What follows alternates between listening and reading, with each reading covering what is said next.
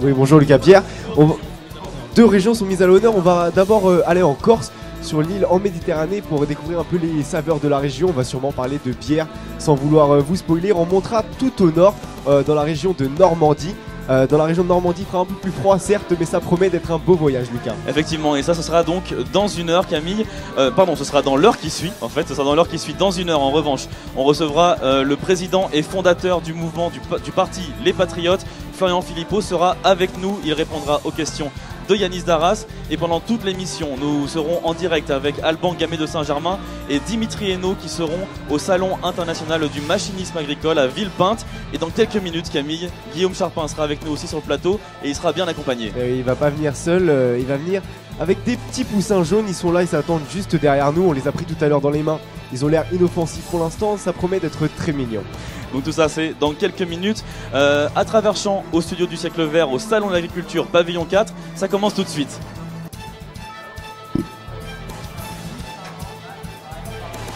Juste avant, Camille Garcette, on fait un petit récap de la journée d'hier. Et oui, pour un petit récap, c'est la belle Manon Blanchis qui vient nous présenter ce qui s'est passé hier, lundi 25 février. Alors maintenant, faites-nous un petit rappel des événements, s'il vous plaît. Et oui, alors la journée d'hier était chargée en concours, surtout pour les vaches d'ailleurs, à commencer par celle de race Bleu du Nord, la race de l'égérie du salon Imminence. Et cette année, c'est Glamour qui remporte la médaille et elle vient de Beaufort. Une autre race, Emati de la ville de Dixmont, a remporté le concours de la race rouge flamande. Alors on s'arrête souvent sur le gros prix parce que forcément c'est le plus important, mais il faut savoir aussi qu'il y a plein d'autres petits prix qui sont décernés à chaque concours. Et pour vous en citer quelques-uns, par exemple, il y a le prix de la meilleure mamelle adulte. Voilà. La meilleure mamelle adulte. La meilleure mamelle voilà. adulte. Okay. Pourquoi pas. Voilà, c'est pas commun. Pour les rouges flamandes, par exemple, c'est Madeleine de Simancourt qui l'a remporté cette année. Voilà. Alors on a également des classements des femelles en 4e, 3e et première lactation. Ça aussi c'est original, je trouve. Camille. Ouais, comme chaque jour, on a des personnalités politiques aussi qui viennent un petit peu à la rencontre des exposants. Qu'est-ce que vous pouvez nous dire là-dessus un peu, Manon? Eh bien, hier, c'était le tour de Laurent Wauquiez, le patron des Républicains. Forcément, il s'est attardé un peu plus sur le stand des exploitants d'Auvergne-Rhône-Alpes, puisqu'il est quand même président de la région. Donc, il a apparu très détendu. En même temps, c'est un habitué du salon de l'agriculture. Forcément, il n'a pas résisté à lancer une petite pique au président Emmanuel Macron. Ce que fait le président, ce n'est pas correct, parce qu'on sait tous qu'en ce moment, le budget de la politique agricole risque d'être amputé de 10 à 15%. En tout cas, lui assure avoir doublé le budget de sa région pour l'agriculture. Il a quand même eu le droit aussi à sa petite confrontation. Il a croisé le chemin d'un agent de Pôle emploi qui l'a interpellé, attention, sur une phrase qu'il a prononcée il y a 10 ans. Vous aviez noté l'ANPE 11 sur 20, mais sur les critères, on n'a jamais su. Alors à ce moment-là, en effet, il était chargé au gouvernement d'opérer la fusion de l'ANPE et de l'ACEDIC pour donner naissance à Pôle emploi. Et Laurent Wauquiez s'est défendu en répondant « Vous savez, si je demande aux gens ce qu'ils pensent de Pôle emploi, on n'en serait peut-être pas très loin. » Et Laurent Wauquiez qui d'ailleurs est au salon de l'agriculture aujourd'hui. On l'a vu passer devant le studio du siècle vert. Merci beaucoup, Manon Blanchis.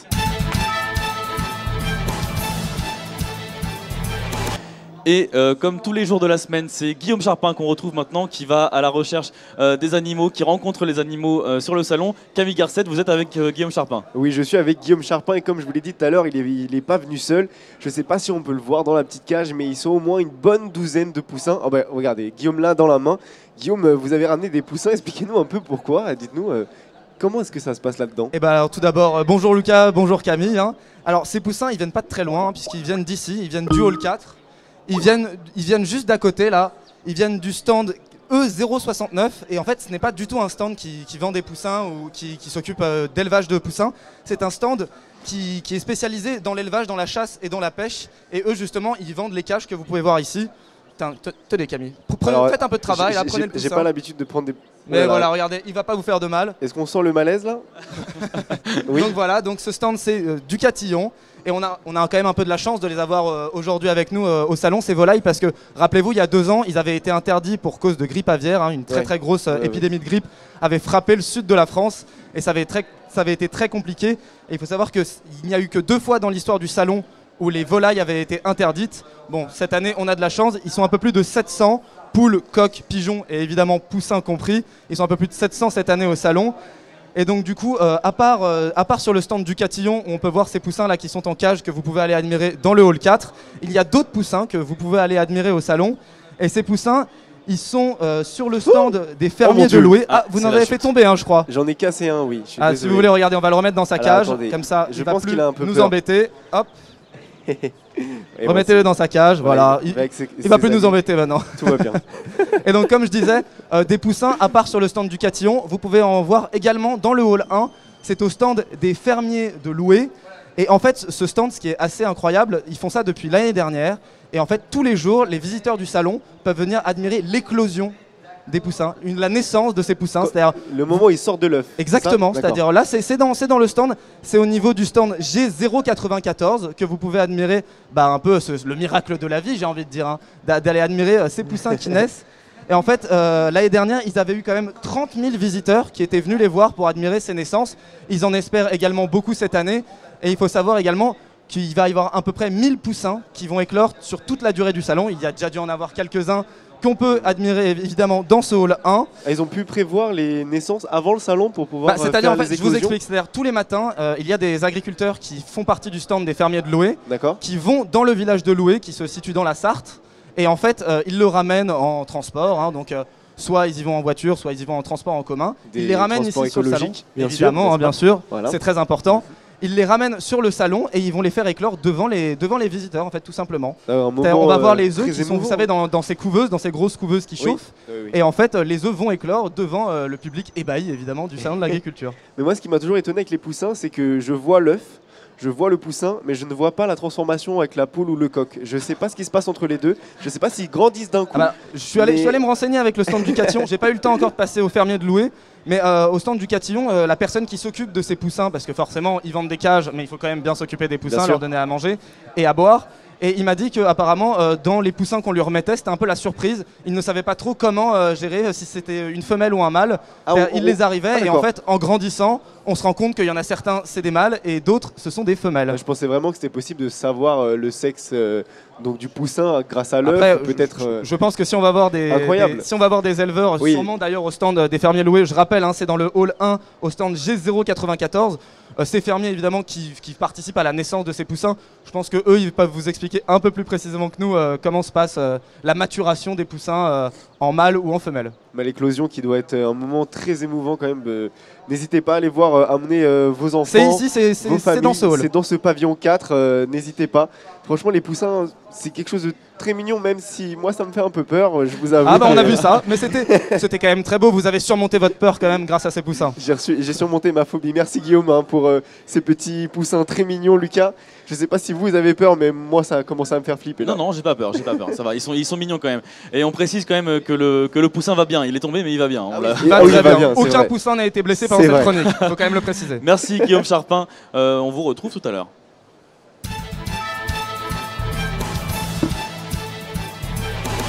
Camille, on est en direct avec Alban Gamay de Saint-Germain et Dimitri Hainaut qui sont eux au Salon international du machinisme agricole. Alban Gamay de Saint-Germain, est-ce que vous nous entendez?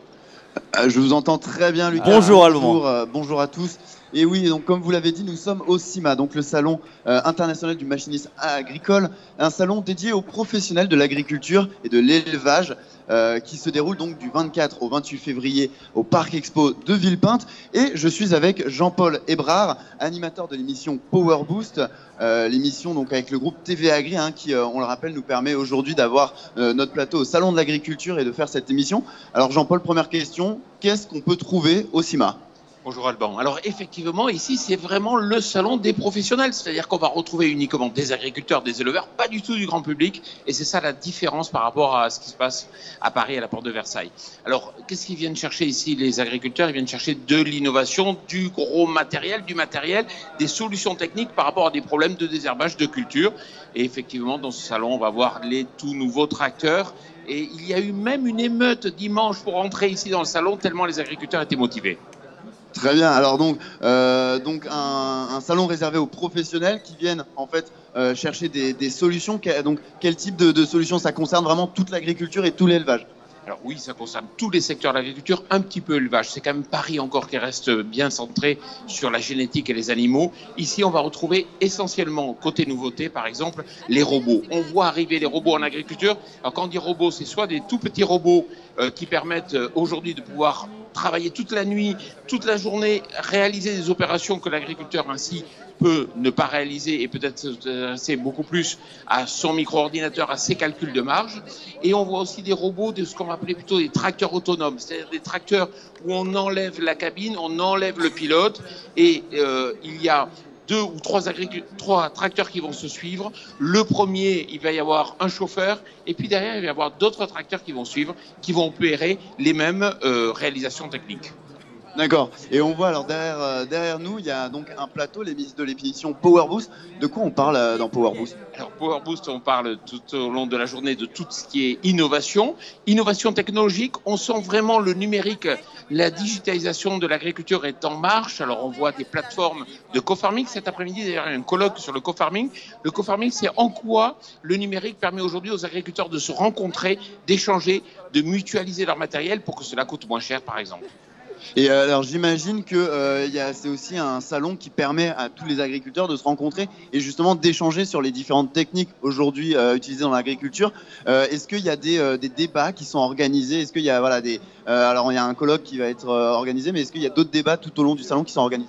Oui, tous les jours, il y a des débats. Alors, de quoi on parle? On parle beaucoup des techniques alternatives, puisqu'on essaie de réduire l'utilisation des produits phytosanitaires. On essaie de trouver comment faire. C'est pas toujours simple. Souvent, il faut faire appel à des solutions mécaniques. Solutions mécaniques, ça veut dire le fait aussi de passer plus souvent avec des tracteurs. Donc, c'est pas forcément positif, hein, parce que si on utilise du gasoil, du GNR, ce qu'on appelle le GNR pour les agriculteurs, du gazole, ça veut dire que ça participe aussi au réchauffement climatique. Donc, on n'a pas une solution qui vient remplacer une autre aussi simplement que ça. Alors dernière question, Jean-Paul, est-ce qu'il y a des nouveautés qui sont attendues pour ce salon, un petit bébé qui va sortir, je sais pas, une grosse machine Alors, ce qu'on voit surtout, c'est l'arrivée de l'énergie électrique dans les tracteurs. Par exemple, Fendt, qui est une grosse marque de tracteurs allemande, qui est bien connue dans le monde agricole, propose ici son tracteur e-100. C'est un tracteur totalement électrique. Il n'y a plus de moteur thermique, il n'y a que de l'électricité, exactement comme sur les voitures. Le problème, c'est qu'aujourd'hui, on a des autonomies qui sont encore un petit peu courte par rapport à l'utilisation, mais le tracteur électrique est très bien adapté pour des utilisations à la ferme, puisque l'agriculteur il reste quand même géocentré par rapport à sa ferme, donc le soir il peut recharger. Et c'est un salon qui est dédié aux agriculteurs du monde entier. Exactement, de plus en plus international. Aujourd'hui, si on regarde en Europe, il y a le premier salon qui est le salon Agritechnica en Allemagne, c'est vraiment la référence tous les 2 ans. Il y a un salon italien à Bologne et il y a le CIMA à Paris, c'est le 3e salon. Et alors là, nous sommes dans le hall 4. Qu'est-ce qu'on peut y trouver? Quels sont les autres halls, en grosso modo? Si on est professionnel, on veut venir, qu'est-ce que je vais trouver au hall 4, au hall 5, dans les autres halls? Alors, si on débute les premiers halls, c'est tout d'abord dédié plutôt à l'élevage, c'est dédié aussi à tout ce qui est équipement. Le hall 4, ici, on est plutôt nouvelles technologies et quelques constructeurs étrangers de tracteurs. Quand on va dans le hall 5, c'est plutôt tout ce qui est pulvérisation et organisation des agriculteurs, toutes les fédérations par exemple. Hall 6, Hall 7 et puis aussi les Hall 5, là on est vraiment sur les gros matériels, les tracteurs, les moissonneuses-batteuses avec les différentes marques bien connues dans ce secteur. Très bien, Alban, justement on va aller y faire un tour, on va vous faire visiter tout ça. On espère pouvoir d'ailleurs grimper dans une grosse moissonneuse-batteuse, ça peut être marrant. Merci Jean-Paul. On vous souhaite une bonne fin de salon. On rappelle aussi que vous faites les allers-retours aussi avec le salon de l'agriculture. Donc merci à vous. Lucas, voilà, je vous redonne la main. Nous, on va se balader un peu et puis vous proposer d'autres rendez-vous au cours de l'émission. Eh bien, allez-y, on vous retrouve un peu plus tard. Merci beaucoup, Alban Gamet de Saint-Germain. Je rappelle que vous étiez avec Dimitri Hainaut au salon du machinisme agricole. Comment tu veux que je t'aide pour la suite? Tu te balades? On est toujours là. Bon, pas de jingle, c'est pas grave. On est toujours là. Camille? Bah écoutez, on fait avec, il n'y a pas de souci. Mais oui. Je pense qu'on peut présenter directement la région du jour. Bah oui, c'est l'heure de présenter la première région. Manon Blangis qui nous présente la Corse. aujourd'hui. Exactement. Et oui, bon, alors pas besoin de vous dire que la Corse, quand même, c'est la petite île en bas à droite de la France, hein, j'espère. Plus intéressant, la Corse est considérée comme une collectivité territoriale unique française depuis le 1er janvier 2018. C'est-à-dire que la collectivité, l'assemblée élue, en fait, exerce les compétences dévolues à la région et au département. Et si je me trompe pas, c'est un empereur français qui vient de Corse. Ah bah, très bien vu Camille, Eh oui, très bien. merci. Le fameux Napoléon Bonaparte est en effet né à Ajaccio, en Corse du Sud, en mai 1968, alors que la Corse est encore génoise à l'époque. Elle ne devient française qu'en 1789 par décret. Et Napoléon adore faire des petits allers-retours, voilà, sur son île natale. Alors parfois pour demander à l'Assemblée constituante de rattacher la Corse à la France, ce qu'il obtient d'ailleurs, hein, ou parfois en tant que lieutenant-colonel en second du 2e bataillon de la garde nationale pour les districts d'Ajaccio. Ça va, c'est pas trop Voilà, long. non, pas trop long, ça va. Et Napoléon et la Corse, en fait, c'est un peu une relation haine-amour, on va dire. Vous me direz, ça dépend aussi avec quelle Corse. Hein. Mais Napoléon sera même obligé de fuir l'île de Beauté en 1793 devant les menaces des partisans de Pascal Paoli, son grand ennemi là-bas. Et une fois au pouvoir, en tant qu'empereur, il va quand même ordonner de grands travaux d'embellissement de Bastia et Ajaccio. Et Napoléon n'est pas le seul à être attaché à l'île de Beauté. Écoutez, je vous le donne en mille. C'est Patrick Fiori qui a également des points communs avec l'île de la Corse. Voilà, c'était évident, je pense. Ah oui, très évident. Le chanteur, auteur, compositeur Patrick Fiori, qui est corse par sa mère, hein, et qui est très fier de ses origines d'ailleurs. Et pour le prouver, il a sorti un album en 2015, voilà, qui s'appelle Corsu Mezu Mezu. Je suis pas sûre de le prononcer Très bien. bien. Ouais, on voilà. vérifierait ça, oui. Il réunit 15 chansons représentatives de la culture corse avec des duos d'artistes. Alors à chaque fois, c'est un artiste du continent et un de la Corse. Voilà, donc très fort ce Patrick, il a géré ce projet lui-même. Mais par contre, il manque quelque chose à la Corse. Et ça, ce n'est pas moi qui le dis, c'est Patrick encore. Le saucisson d'âne n'existe pas en Corse. Et bien, pour tous les Corses, du coup, je suis sûre qu'ici, au Salon de l'Agriculture, il y en a et ils peuvent en goûter. Merci beaucoup Manon Blangis et on vous retrouve tout à l'heure pour la présentation de la 2e région.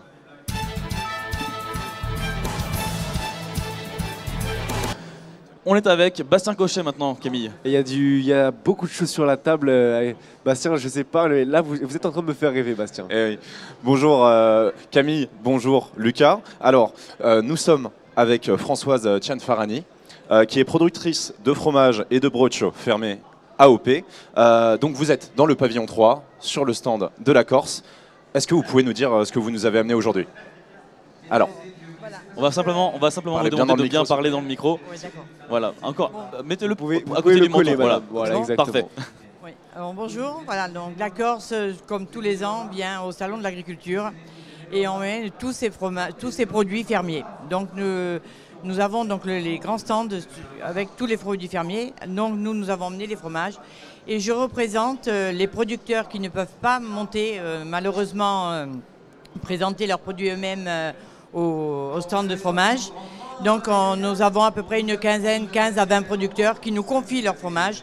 Donc on leur fait leur promotion, goûter et vendre leurs produits. Alors, Alors, qu'est-ce que vous avez ici? Vous avez du brocho, Alors, est-ce que vous nous pouvez nous avons- expliquer la alors- particularité? alors nous avons du brooch, c'est le seul produit pour l'instant en Corse qui est en AOP. Donc nous avons le brooch fermier en AOP et le brooch passe que je vous présente ici aussi. C'est-à-dire c'est le brooch frais, qu'on sale, qu'on fait sécher, qui se mange comme du fromage. Voilà, donc c'est les deux seuls produits pour l'instant qui sont en AOP et les fromages qui sont en démarche. On espère un jour qu'ils arriveront eux aussi à avoir une AOP. Et ça, ce que je peux vous dire, nous avons 5 types de fromages en Corse. Donc nous avons le Niol que je vous présente là, qui est en haut au nord de la Corse, du Calenzane, mais que je n'ai pas là sur le plateau, du Berselicatch, qui est un fromage qui est dans le sud de la Corse, du côté d'Ajaccio. Nous avons le Sartenay, qui est là voilà, en dégustation, mais que je n'ai pas pu mettre sur le plateau parce que ce sont des grosses formes de fromage. Parce qu'il y en a beaucoup aussi, ça donne vraiment Voilà, envie. Hein, donc il y je a n'ai pas mal pas de pu choix. vous emmener tous les fromages que nous avons sur notre stand. Et vous avez le Vénaquet qui se trouve au centre de la Corse, Corté et tous ses alentours. Donc on a un très beau plateau, donc ce sont tous des fromages de brebis Deux brebis fermiers. fermiers. Nous représentons que les fermiers. Très bien. Depuis quand est-ce que vous produisez du fromage? On produit du fromage depuis 1983. D'accord. Et est-ce que vous pouvez juste nous expliquer, réexpliquer la différence entre le broch et le brocho passo?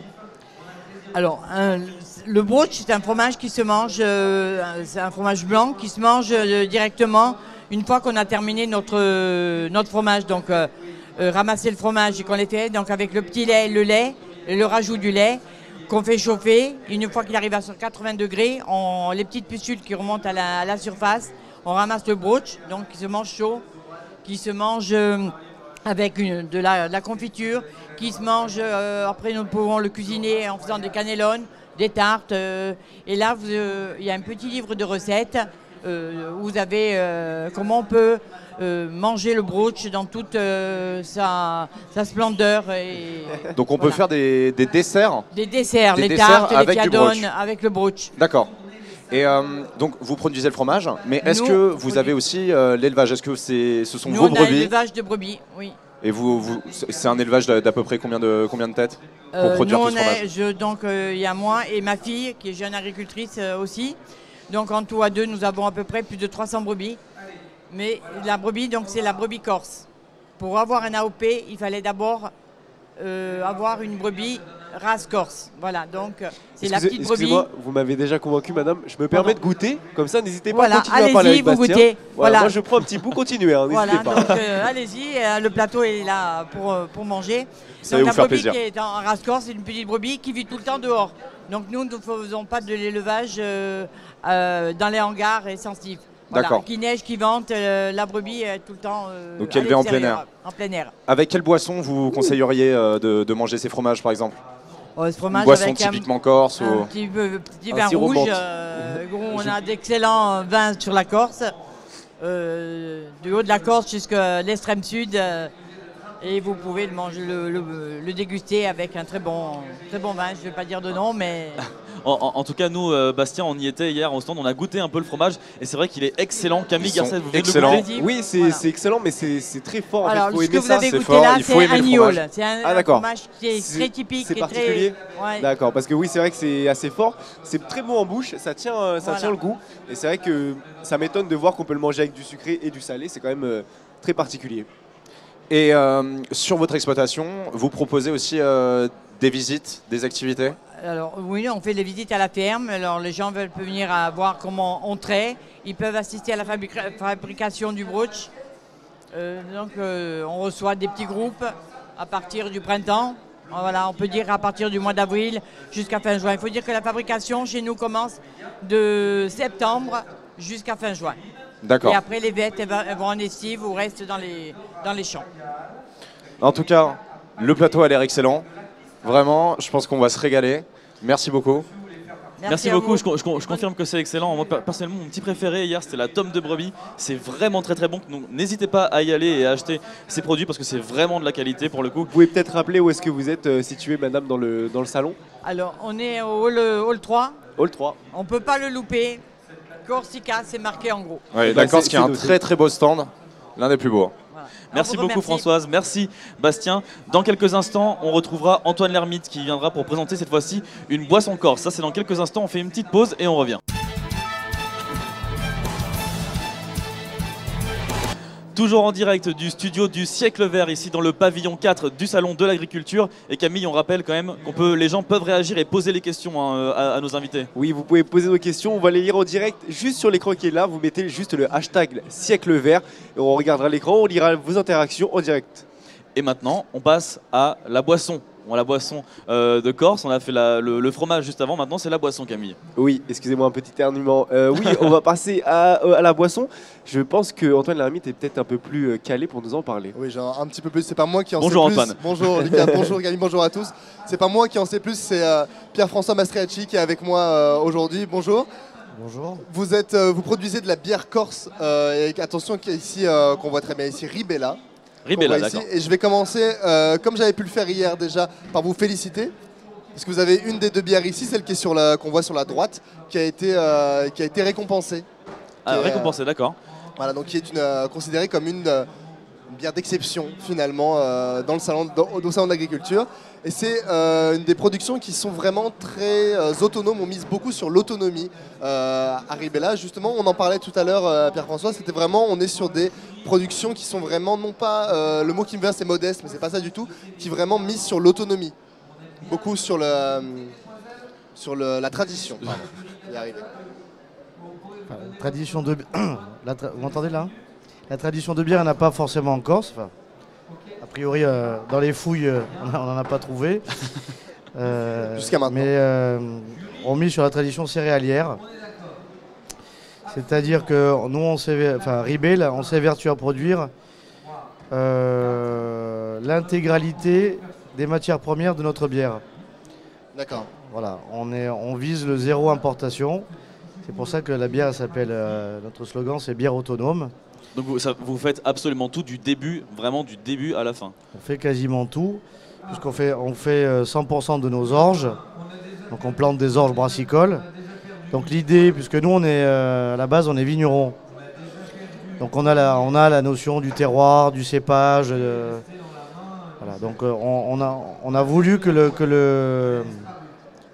y ait la notion de terroir et même de millésime. Bon, alors pour le coup c'est une moisson de millésime, c'est-à-dire que d'une année à l'autre, la bière ne sera pas parfaitement identique. Voilà, on a des champs d'orge plantés en bord de mer, donc on a avec des influences marines. Voilà. Ça c'est la partie orge, ensuite on a la partie houblon. J'en parlerai peut-être après parce que c'est un petit peu plus long.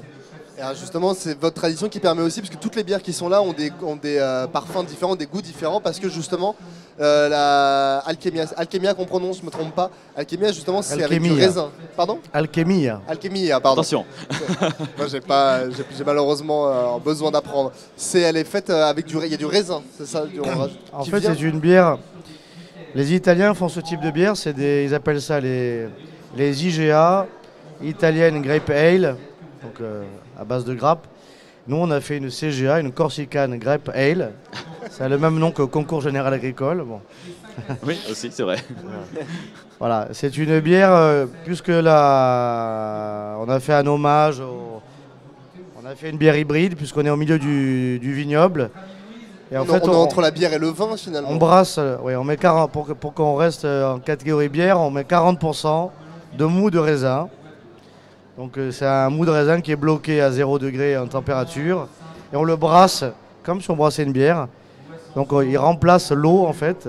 Donc il y a 40% de mou de raisin, 60% de mou de céréales. C'est ça que je voulais savoir, c'est que le savoir-faire bière-vin se ressemble vachement en fait, c'est ça? Ouais, c'est très proche. D'accord. C'est des fermentations. Mais... La bière, elle croise plusieurs mondes. Elle croise le monde du pain, puisque c'est le pain liquide. Voilà. Est-ce qu'on peut parler rapidement du coup de l'autre bière? Parce que là on parlait donc de la Alchemia qui est juste à droite. On va tourner un petit peu. Maintenant cette bière là c'est Appa Regina, c'est ça? La reine des abeilles. D'accord. Et alors là pour le coup le goût c'est quoi? La reine des abeilles, Lucas. Miel. Exactement. Okay. Exactement, c'est fait à base de miel. D'accord, c'est fait à base de miel. C'est une bière au miel du maquis, AOP. Puisque là, je n'ai pas amené toute la gamme, on a une dizaine de bières. Et dans toutes nos bières, au-delà de la matière première basique, je dirais, qui est la céréale et le houblon, on utilise des arômes naturels. C'est-à-dire que là, pour la bière au miel, on met 50 kg de bière au miel du maquis AOP directement dans le brassin. Après, on a fait une bière à la farine de châtaigne AOP, on fait une bière à l'immortel de Corse. On fait une bière à la Népita, qui est une menthe endémique. Voilà, on a tout un tas de... Très bien. Une IPA à la Népita. Donc en ayant des bières, en essayant de rester innovant, on utilise des ingrédients qui s'utilisaient plus dans la cuisine, dans des cannellones, des choses comme ça. On n'est pas dans la bière. Là. Et où est-ce qu'on peut vous retrouver du coup au Salon d'Agriculture? Tout simplement au stand des régions, de la Hall 3, au stand de la Corse. Voilà, bon, Hall 3, donc stand de la Corse, pour déguster ces bières donc, au miel. C'est surprenant quand même. Hein. Donc, au miel, au raisin, à la menthe, il y en a plein de différentes. Le meilleur moyen, c'est d'y aller, tout simplement. Mais il faut vraiment y aller alors. Merci beaucoup, Antoine Lermite. Merci, monsieur. Tout simplement, merci d'avoir présenté ces bières. On ira voir quand même pour goûter un petit peu tout ça. Merci. Merci.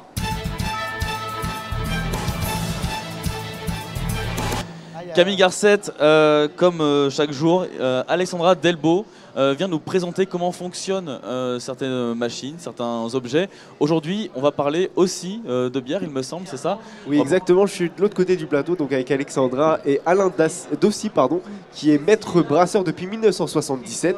directeur de la brasserie La Choulette. Alors, on va savoir aujourd'hui comment est-ce qu'on fabrique de la bière avec vous, Alexandra, pardon. Exactement, on va voir comment est-ce qu'on passe de ces matières premières à ce produit final. Donc là, vous avez amené différentes choses. Est-ce que vous pouvez les décrire? Oui, d'abord, bonjour à tous. Voilà, donc très rapidement, en brasserie, on utilise de l'orge, mais de l'orge maltée. Le maltage, c'est une opération qui consiste à mettre cette orge en trempage pendant 2 à 3 jours, avec des périodes sous eau et sous air à 15 degrés. Ensuite, une germination va démarrer, c'est-à-dire que le germe du grain d'orge, naturellement, comme s'il était en terre, va démarrer sa germination.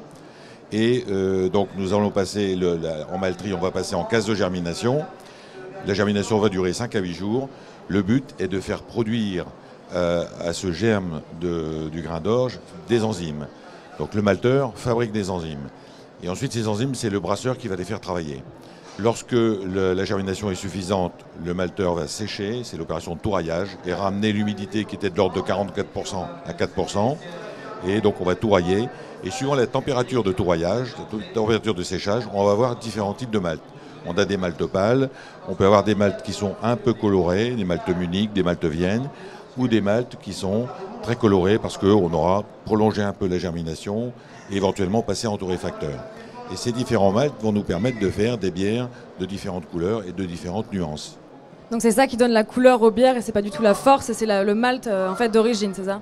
Alors voilà, c'est le malt, c'est la manière de fabriquer aussi, ça peut être la cuisson, voilà. Mais essentiellement, c'est, je dirais, le malt qui va donner la couleur. Voilà. Et la première étape, du coup, c'est le concassage entre le malt et l'eau, c'est ça? Voilà, donc en brasserie, on reçoit du malt. Ce malt, on va le concasser, faire une mouture. Cette mouture, en la mélangeant de l'eau, c'est l'empâtage, 45, 50 degrés. Ensuite, on va chauffer, respecter des paliers de température. Et pendant ces paliers de température, les enzymes, donc naturelles, vont dégrader l'amidon en sucre simple, dégrader les protéines en acides aminés. Voilà, ce qui est le but de l'opération de brassage en elle-même. Et on va se retrouver donc à 72-73 degrés avec un mou, un jus sucré, exactement comme un viticulteur qui vient de rentrer sa récolte. Voilà. Et ensuite, l'étape d'après, ça va être, on va rajouter le houblon, c'est ça, qui est une plante? Alors, c'est pas tout à fait fini puisqu'on a le mou, le jus sucré, mais il contient encore des écorces, des pailles qui viennent du malt. Donc, on va faire l'opération de filtration. On utilise une cuve filtre ou un filtre presse, on récupère le premier mou, on va faire des lavages pour extraire au maximum. Et voilà, ça c'est vraiment l'opération de filtration. Et on va repartir sur la cuisson. On va faire une cuisson d'1 heure et quart pour les bières blondes, 1 heure et demie pour les bières ambrées. Et c'est pendant la cuisson qu'on va mettre le houblon. Alors là, vous avez du houblon en pellette. Alors le houblon, c'est une plante assez extraordinaire. Humulus lupulus, c'est connu depuis la nuit des temps. Et la qualité, on a remarqué que le houblon avait des qualités médicinales, puisque c'est une plante qui va tendance à calmer, hein, qui a des propriétés. Ça fait partie de la famille des cannabinacées, pour vous donner un ordre d'idée. Et donc c'est utilisé pour ses qualités calmantes, on va dire. Et puis on a trouvé aussi le houblon une qualité assez rare dans la nature, c'est qu'il y a une substance qui va protéger des contaminations, donc qui est antiseptique, on va dire. Bon. Et ce qui permet de mieux réussir les bières quand on est dans des milieux, on va dire, rustiques, comme il pouvait l'être il y a des centaines d'années. Voilà. Donc du coup, le houblon est devenu obligatoire parce que ça permettait de gâcher de la matière première pour faire de la bière. Donc ce houblon, on le met pendant l'ébullition. Il y a différents types de houblon, là aussi, différentes manières de le mettre. Enfin, tout ça, ça fait partie du travail du brasseur de déterminer. Lorsqu'on a terminé, on refroidit le mou, on l'envoie en fermentation. On utilise là la fameuse levure de bière. Alors, il y en a 2 grands types, Saccharomyces cerevisiae pour les levures de fermentation haute, qui vont travailler entre 18 et 23. Saccharomyces carlsbergensis pour les levures de fermentation basse. Voilà. La fermentation va durer 5 jours, 5-6 jours. Il y a une période soit de fermentation secondaire pour la basse, soit de maturation pour la haute. Et ensuite, après, on va filtrer et embouteiller. Alors, on a parlé un petit peu de vin tout à l'heure. Il faut savoir que quand on fermente le vin, en général, on commence par des levures qui sont des Saccharomyces cerevisiae, qui sont présentes naturellement aussi sur les raisins. Et c'est la levure, du coup, qui va transformer le sucre en alcool. Voilà, donc tout à fait. C'est la levure qui va à travers sa membrane, absorber les sucres et les acides aminés, d'où l'importance de réduire ces molécules, puisqu'il faut pouvoir traverser la barrière de la membrane. Et puis la levure va rejeter un certain nombre de substances qui vont donner le goût à la bière, de l'alcool éthylique, du gaz carbonique, et aussi produire une certaine quantité de chaleur. D'où la nécessité de contrôler la température, parce que si on ne la contrôle pas, elle va monter de manière exagérée et la levure va s'étouffer elle-même et le brassin sera raté. Et Alexandra, je me permets de vous couper parce qu'on est un peu pressé par le temps. En tout cas, on peut vous retrouver au pavillon 3, il me semble vous avoir aperçu là-bas. Monsieur, c'est bien ça? Voilà, on a un stand au pavillon 3, voilà, où on présente nos bières. Voilà, je dois quand même dire que la Choulette Ambré vient d'avoir une médaille d'or au concours général agricole cette année, et celle-ci a eu la médaille d'argent. Donc ça, c'est quand même intéressant. Félicitations à vous, monsieur. Et bien, écoutez, on passera sûrement sur le stand. Lucas, Pierre, j'espère que vous y passerez aussi, parce que ça a l'air vraiment très On y passera, surtout si elles sont médaillées. Félicitations aussi. Merci beaucoup, Alexandra Delbo. Merci.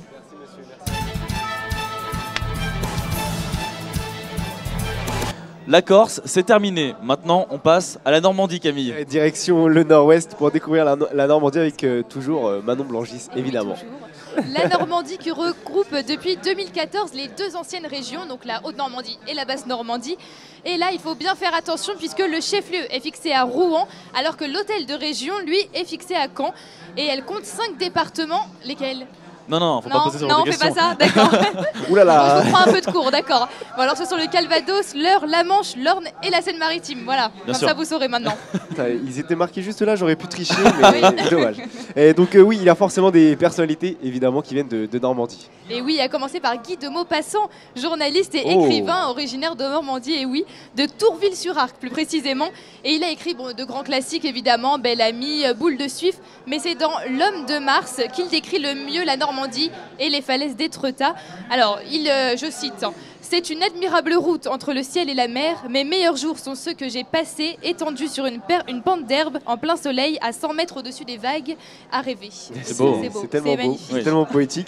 Mais il n'y a pas que des beaux paysages en Normandie, il y a aussi à manger, forcément, et il y a aussi donc, des très bons cuisiniers, Manon. Exactement, et Annette Boutiot, ou plutôt la mère Poulard, était cuisinière au 19e et 20e, enfin 19-20e siècle d'ailleurs, et elle est connue pour son auberge du Mont-Saint-Michel, qui se trouve bien en Normandie. Là, je m'adresse aux Bretons. Et attention. En fait, elle fait la connaissance du fils du boulanger et du Mont, Victor Poulard, et c'est ensemble qu'ils vont gérer leur établissement.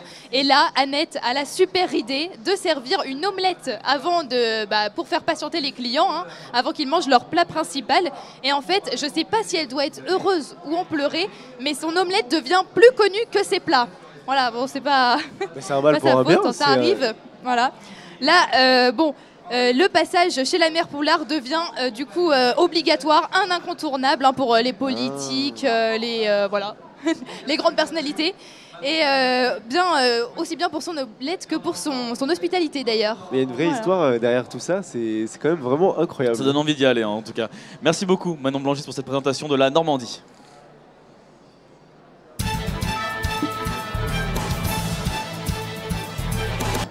Et comme pour la Corse, on commence à évoquer de la nourriture qui vient bien de Normandie. Évidemment, quand on parle de Normandie, on peut aussi parler donc, de nourriture. Vous avez ramené donc des petits gâteaux, il me semble, c'est ça, des sablés. Des sablés, oui. Des sablés d'Annelle. Donc vous êtes avec un producteur, Bastien Cochet. Qu'est-ce que vous pouvez nous dire un petit peu? Eh oui, je suis avec Jean-François Auter, directeur général des sablés d'Annelle. Donc Annelle, c'est un petit village qui se trouve dans le Calvados. Exactement, c'est un petit village qui se trouve sur les plages du débarquement, collé juste à côté d'Aromanche. D'accord. Vous produisez ces sablés depuis plus de 100 ans, c'est bien ça? Voilà, c'est une fabrique, on est artisan et c'est une fabrique qui a été créée en 1904. On est les 5e personnes à avoir repris la fabrique, toujours avec les mêmes produits, toujours avec la même recette, toujours dans ce style très artisanal et local. D'accord, donc c'était une entreprise familiale à la base? Ça a été c'était une boulangerie au départ, toujours à Annelle. Et petit à petit, ce sont différentes familles qui ont repris. Et nous, on a repris il y a 2 ans maintenant presque cette petite entreprise pour la faire perdurer. Pourquoi s'être relancé dans cette aventure de racheter une biscuiterie? Parce que c'est génial. Enfin, retravailler sur des produits locaux comme ça, sur des produits avec des produits locaux de qualité, mettre en avant un savoir-faire local, c'est fantastique. Puis les biscuits, tout le monde aime ça. Donc, En tout cas, on fait en sorte que tout le monde aime ça. Mais il y a une vraie tradition derrière, c'est ça quand même important. C'est vraiment une tradition sur l'utilisation de matières premières locales. Donc nous, on travaille avec le beurre d'Isigny, de l'AOP, exclusivement. Et on ne prend que ça, que ce soit sur du beurre doux ou du beurre demi-sel. On va travailler avec des producteurs locaux pour les œufs. Par exemple, on casse encore les œufs, nous. Hein. C'est pas, voilà, on les casse encore avec des exploitants locaux qui arrivent toutes les semaines, qui sont livrés frais, qu'on casse, qu'on met en œuvre. La farine est transformée à Caen. Il y a juste le sucre qu'on n'arrive pas à trouver encore en Normandie, pas celui qu'on veut. Mais bientôt bon, peut-être. Peut-être, on ne sait pas. Dès qu'on pourra, on le fera. Mais effectivement, c'est notre philosophie d'aller chercher les produits locaux, les bons produits locaux. Bastien Cochet. Est-ce que justement, vous pouvez nous présenter ce que vous nous avez amené sur le plateau? Alors vous avez là, j'irai, on va commencer par cette petite boîte. C'est la boîte qui existe depuis 1904. D'accord. 1904. Donc la boîte historique. La boîte historique qui a été créée, qui était en carton au départ, mais en bois de fer avec la création. Ça se voit un peu sur le décor d'ailleurs. Elle est vraiment très belle. Hein. Sur le type de choses. Donc c'est vraiment ce qui nous reflète, le traditionnel. Elle existe sur différents formats. Et ensuite vous avez ce produit-là qui est un sablé traditionnel. Nous on travaille sans conservateur, sans colorant, sans OGM. Donc en fait ce sont des petites productions qui sont faites au fur et à mesure. On fait à peu près 15 000 sablés par jour. On monte jusqu'à 25 000 l'été. Ah oui. On n'est pas énormément, on est 3 aujourd'hui, on passe à 8-10 l'été. Tout est fait à la main. Donc à l'ancienne. Ça doit être beaucoup de travail quand même. Hein. Oui, ouais. Je confirme. Vous êtes beaucoup à faire ça ou en ce moment on est 3 personnes. 3 personnes seulement pour faire 15 000 sablés. Et 8 à 10 l'été. Voilà. C'est quand même impressionnant. Voilà. Donc tout est fait à la main, tout est à l'ancienne. Et après on décline effectivement, pour revenir à ce que vous disiez, sur les types de produits. Le traditionnel, au beurre demi-sel. Il n'y a pas que nos amis bretons qui font du demi-sel et du beurre salé. Donc effectivement on en fait au demi-sel. Et un avec de la poudre de cacao. Et le petit dernier sur lesquels on n'avait pas assez de produits locaux. Donc on a rajouté du caramel d'Isigny pour faire encore un peu plus riche. Rajouter un peu de beurre et de crème. Très bien. Dernière question peut-être, Bastien? Ouais.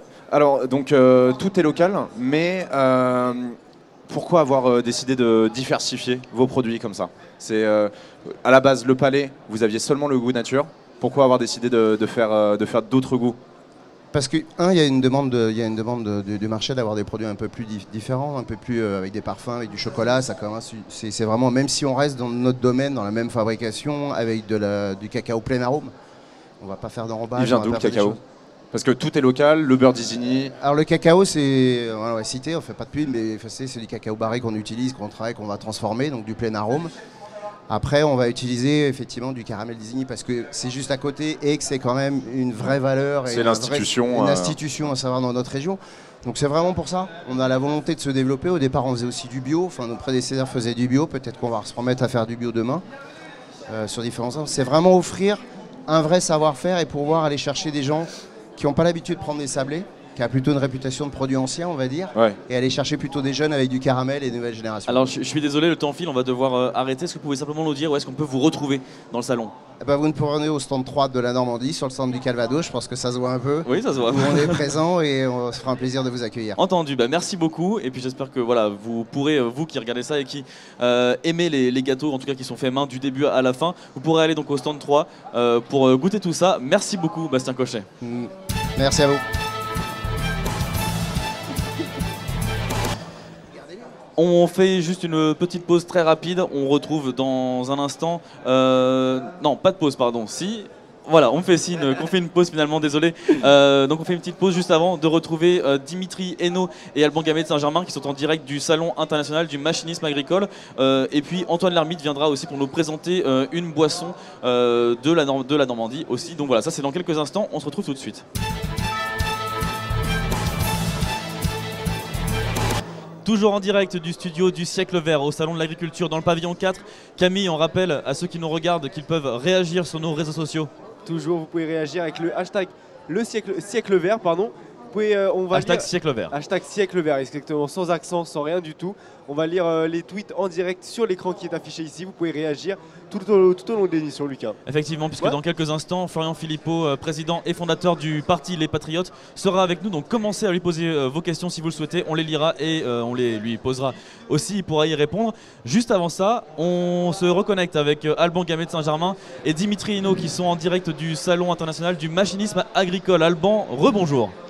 Rebonjour Lucas, et oui, on pourrait croire que nous sommes au Salon international de l'automobile. Eh bien pas du tout, on est bien au CIMA, avec une machine exceptionnelle derrière nous. Vous pouvez voir. Alors cette machine, c'est une machine donc impressionnante c'est la CR 10.90. Ah oui, c'est énorme. IntelliSense de la marque New Holland. Voilà, hein, Dimitri qui va vraiment pouvoir vous montrer tout ça. On va descendre justement, vous montrer un peu la bête, cette bête qui a battu un record du monde. Le record du monde de récolte en un peu moins de 8 heures, pardon, elle a récolté un peu moins de 800 000 tonnes de récolte. Au-delà de ces dimensions exceptionnelles, c'est une machine qui est aussi à la pointe de la technologie. Dimitri voilà, va vous montrer un peu tout ça. C'est juste impressionnant. Si on peut continuer à avancer, regardez tout. Voilà, c'est avec tout ce système que cette machine récolte. Donc au-delà de ces dimensions exceptionnelles, cette machine analyse en temps réel les récoltes, ce qui permet aujourd'hui aux agriculteurs de pouvoir optimiser la commercialisation de leurs récoltes et aussi d'ajuster parfaitement la fertilisation de leur sol en fonction des produits qui sont exportés, des protéines exportées. Donc voilà, on va...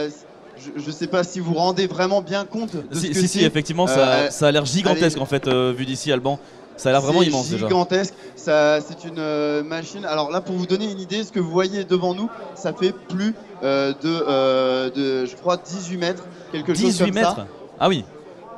Donc, on vous emmène maintenant. Alors vous voyez, hein, on n'est pas dépaysé, il y a autant de monde ici qu'au Salon de l'Agriculture. Et en même temps, vous pouvez voir, on est dans le hall vraiment des machines technologiques. On voit encore des machines hyper impressionnantes.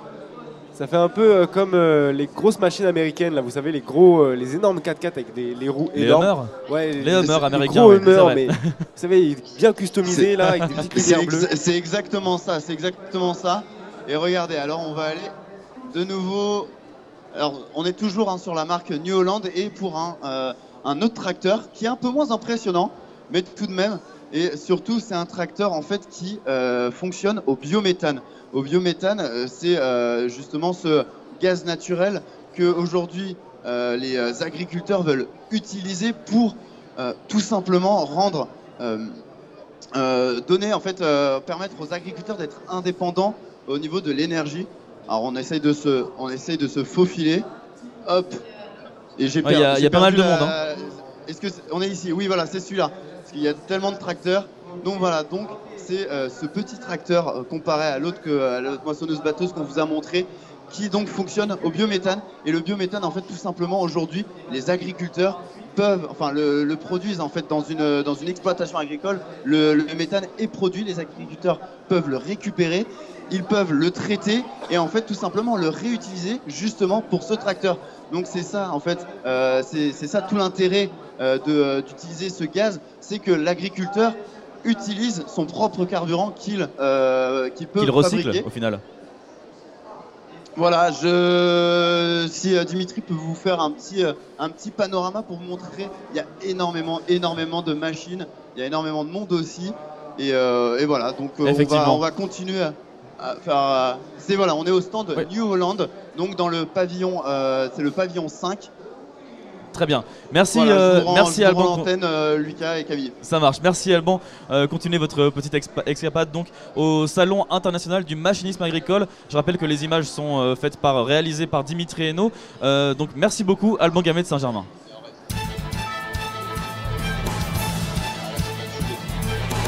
La première partie de la Travers Champ vient de se terminer. On entre donc dans la seconde partie et aujourd'hui donc nous recevons le président et fondateur du parti Les Patriotes, Florian Philippot. Bonjour Florian Philippot. Bonjour. Alors Florian Philippot, avant de commencer à vous poser quelques questions, on a vous êtes déjà venu l'année dernière, donc la surprise. Il n'y a plus vraiment de surprise, mais voilà, on a Camille Garcette qui est là, qui a changé de place pour le coup et qui va faire votre portrait. Donc on va pouvoir lancer la musique et y aller. Je m'en souviens. La musique devrait partir bientôt. La surprise n'est plus, c'est quand même dommage, ça me fait mal au cœur. Du coup, c'est l'acte 2, j'espère que vous êtes prêts. Allez, c'est parti, Camille Garcette.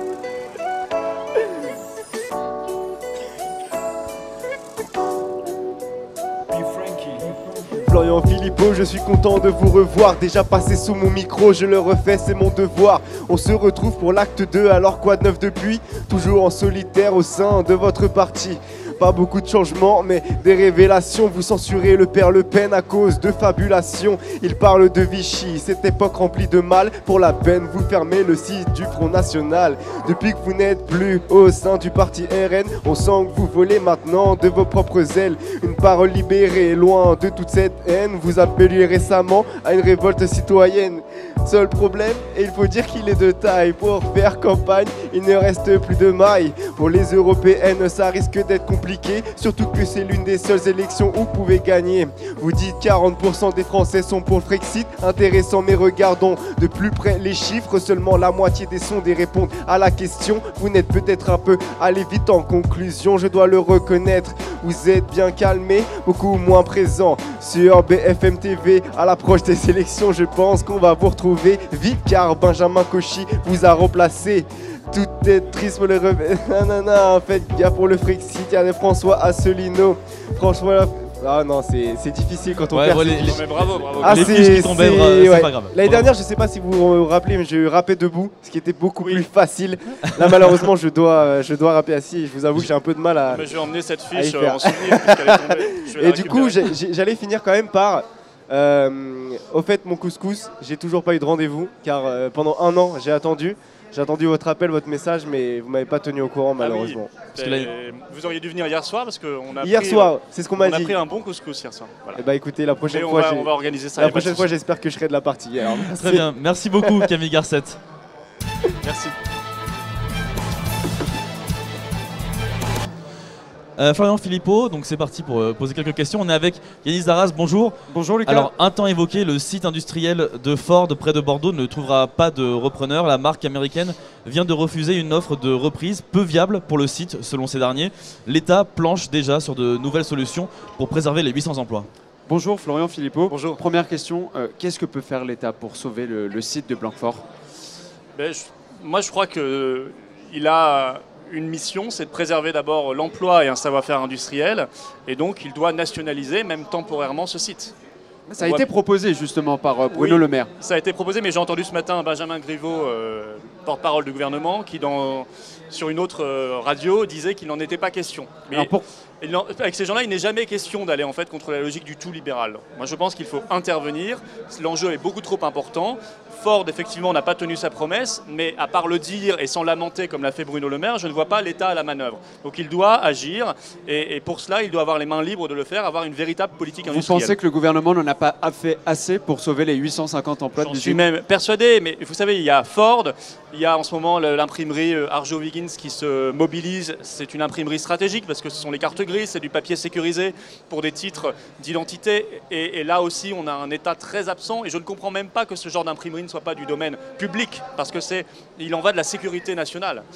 Nous avons évidemment Ascoval, vous savez, l'acierie qui finalement ne sera pas reprise. Donc on voit bien qu'il y a une foultitude de problèmes industriels, de problèmes d'emploi dans notre pays, et que nous n'avons pas un État à la manœuvre, nous n'avons pas un État stratège. L'État travaille quand même pour chercher des repreneurs. Je pense notamment à Ford qui est... l'État avait travaillé avec Punch, donc une société qui produit des boîtes de vitesse. Ils avaient proposé un plan et Ford a trouvé que c'était pas assez viable. Est-ce que l'État peut en faire plus finalement? Mais vous savez, le problème c'est qu'on a un État qui est complètement en réalité affaibli.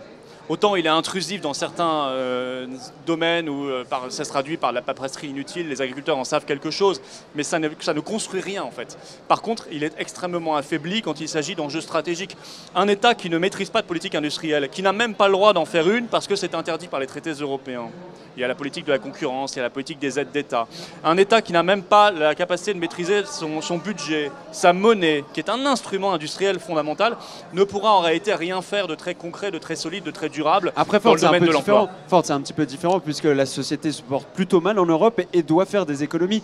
Donc, est-ce qu'on peut en vouloir aussi à Ford finalement, qui reste une entreprise et qui doit faire des bénéfices pour survivre? On peut en vouloir de quitter le pays, mais parce on peut en vouloir plus assez de boîtes de vitesse. Mais bien sûr, mais on peut en vouloir fortement à Ford à partir du moment où elle a fait des promesses, ou à partir du moment où elle a empoché de l'argent public, des subventions publiques, de l'argent de baisse de cotisations sociales qui lui ont été accordées à coût de millions et de dizaines de millions d'euros concernant ce site. Donc à tout le moins, elle devra rembourser cet argent, et il faudra exiger qu'elle rembourse cet argent aux contribuables français. Mais moi, je suis absolument persuadé que nous pouvons avoir non pas une politique de gestion de la pénurie industrielle, mais une politique de développement industriel dans des secteurs traditionnels et dans des secteurs d'avenir et d'innovation. J'en suis absolument persuadé. Nous avons tout à fait le savoir-faire, la maîtrise pour le faire, mais nous n'avons pas un État stratège, nous n'avons pas un État qui a les mains libres pour le faire, et nous n'avons surtout pas la souveraineté économique pour pouvoir le faire. Mais alors comment on empêche Ford de quitter le pays, en tout cas de fermer l'usine?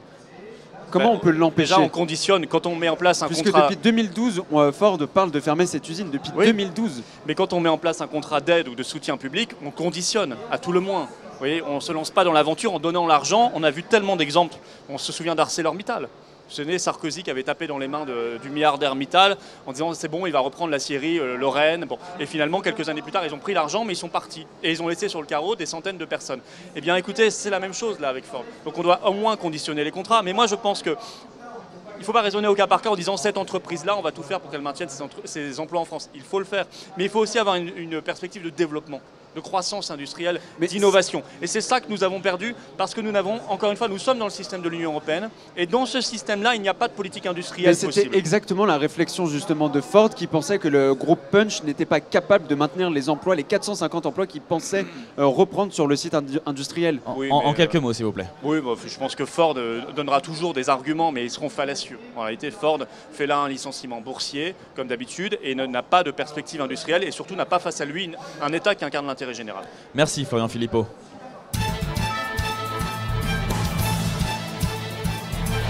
Alors lors de sa visite au Salon de l'Agriculture, Édouard Philippe, le Premier ministre, a mis l'accent sur l'innovation et le manque de main d'œuvre dans le secteur. On voit ça avec vous, Yanis Darras. On le sait, le métier d'agriculteur, c'est quand même un métier très difficile.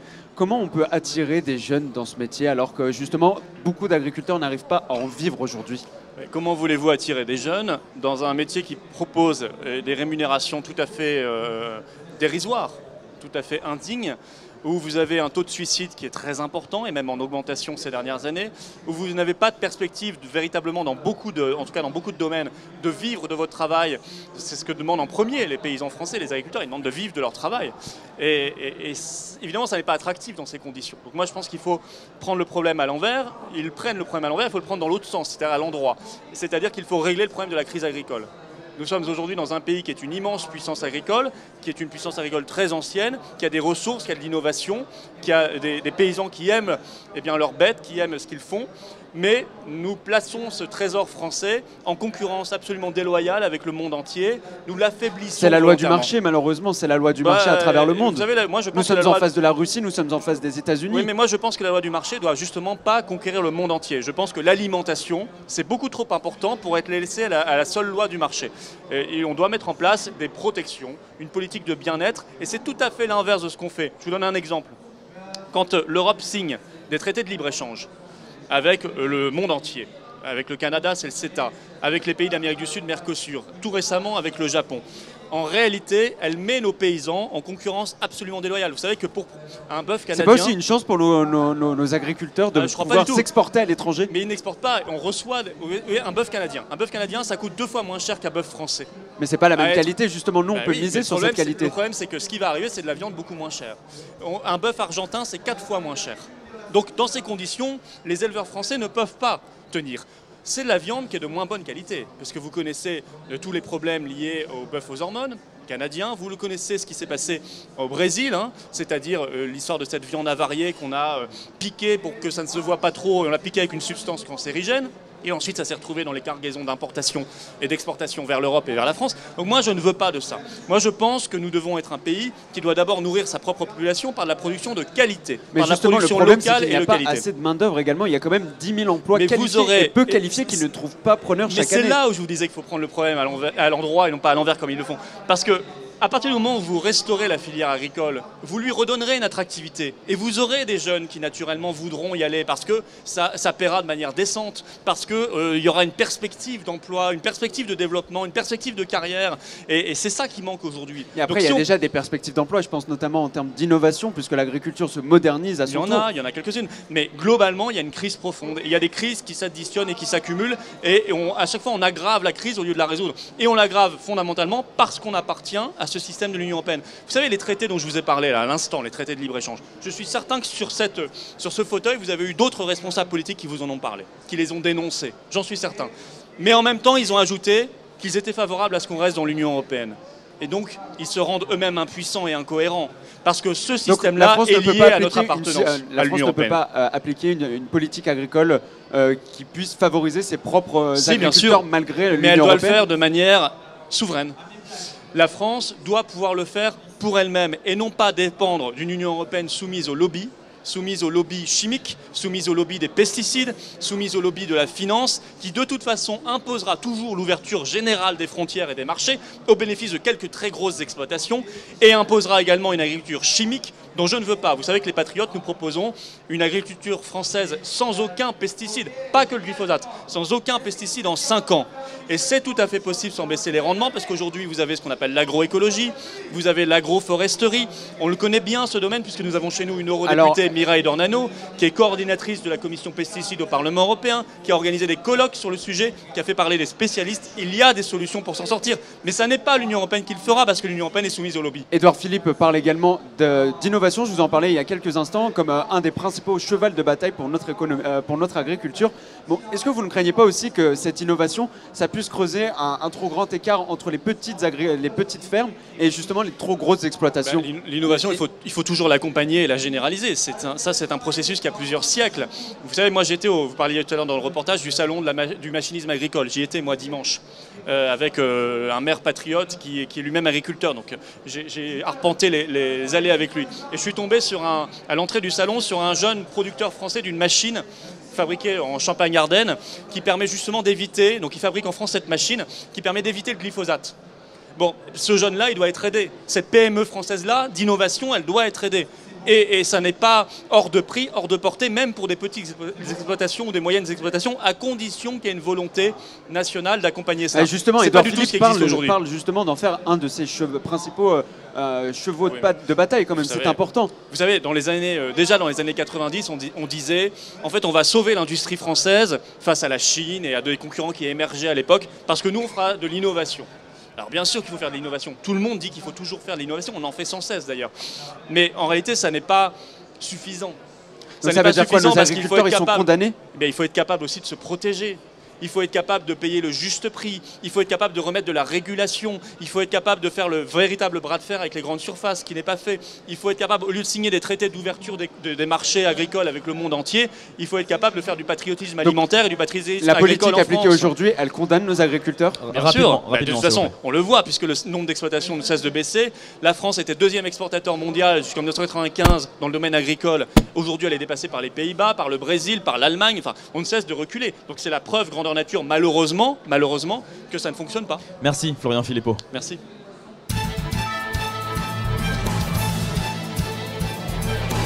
La date butoir est dans un an. Aucun accord sur le Brexit n'a été trouvé. Theresa May a décidé de reporter le vote du Parlement sur l'accord et Bruxelles pourrait laisser un délai supplémentaire aux Britanniques, Yanis. Oui, et est-ce qu'on doit l'accorder justement ce délai supplémentaire aux Britanniques? Mais s'il s'agit d'organiser les choses au mieux, moi qu'il y ait quelques mois d'écart, ça ne me pose pas de problème. On leur a quand même promis de sortir le 29 mars 2019. Oui, mais ça, je veux dire, c'est aux Britanniques de le dire. Ce que je sais, c'est qu'il y a eu un vote par référendum, qu'au Royaume-Uni, ce vote n'est pas remis en cause. Contrairement à ce qui a été fait en France, quand on a voté la dernière fois qu'on a fait un référendum sur la Constitution européenne, ça a été remis en cause. Ils ont fait passer le traité de Lisbonne. Et que le Royaume-Uni, aujourd'hui, est en train d'organiser les choses. Mais vous savez que ce soit un soft Brexit ou un hard Brexit, comme on dit, de toute façon, ça se fera. Et de toute façon, ce ne sera pas l'apocalypse du tout. Moi, j'étais à Londres il y a quelques jours.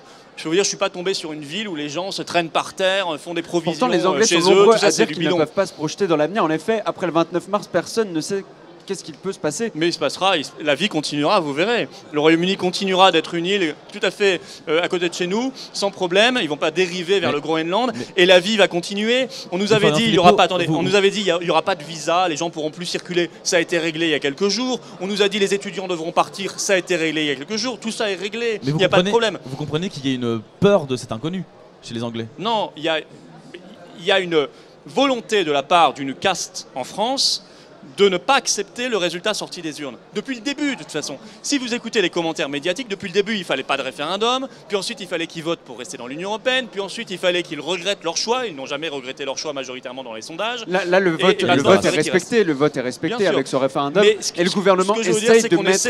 Certains essaient de faire peur, essaient de punir les Britanniques. Madame Pécresse l'a dit. Madame Pécresse a dit qu'il faut que ce soit douloureux pour le peuple britannique pour qu'il n'y ait pas de volonté d'autres peuples d'en sortir.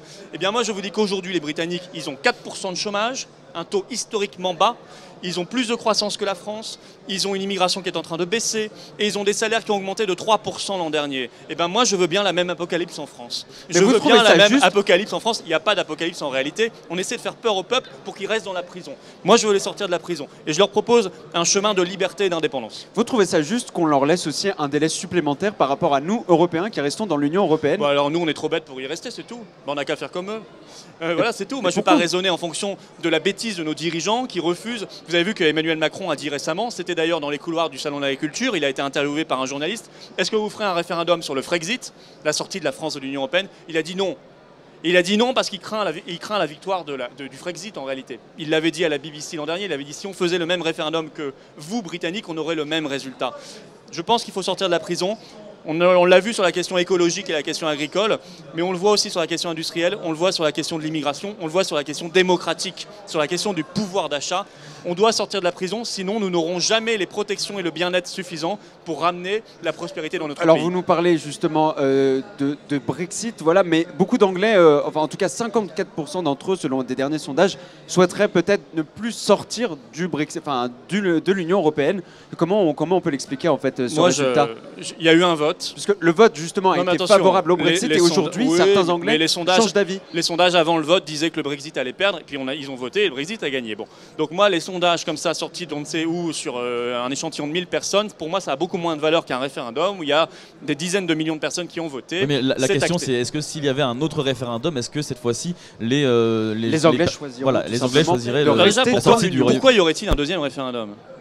Quand les gens votent pour l'Union européenne, on n'a jamais l'idée de les faire revoter. Quand les Français ont dit oui à Maastricht, malheureusement, par le référendum en 92, on n'a pas dit il faut revoter. Bon, donc il n'y a pas de raison de faire un nouveau référendum. Mais le Brexit, c'est quand même un saut dans l'inconnu. Ben non, mais vous savez, la plupart des pays dans le monde ne sont pas dans l'Union européenne. Ils s'en sortent très bien. Aucun pays n'était jamais sorti de l'Union européenne. européenne. Mais le Royaume-Uni a une histoire millénaire comme la nôtre. On est parfaitement capable de vivre en dehors de l'Union européenne. Il n'y a aucun problème. Le Royaume-Uni en ce moment est en train de réouvrir des ambassades et des consulats dans le monde entier. Est en train de passer des accords commerciaux avec. Ils l'ont fait tout récemment avec la Suisse, ce qui prouve qu'on peut passer des accords commerciaux sans être l'Union européenne. On peut le faire entre pays souverains.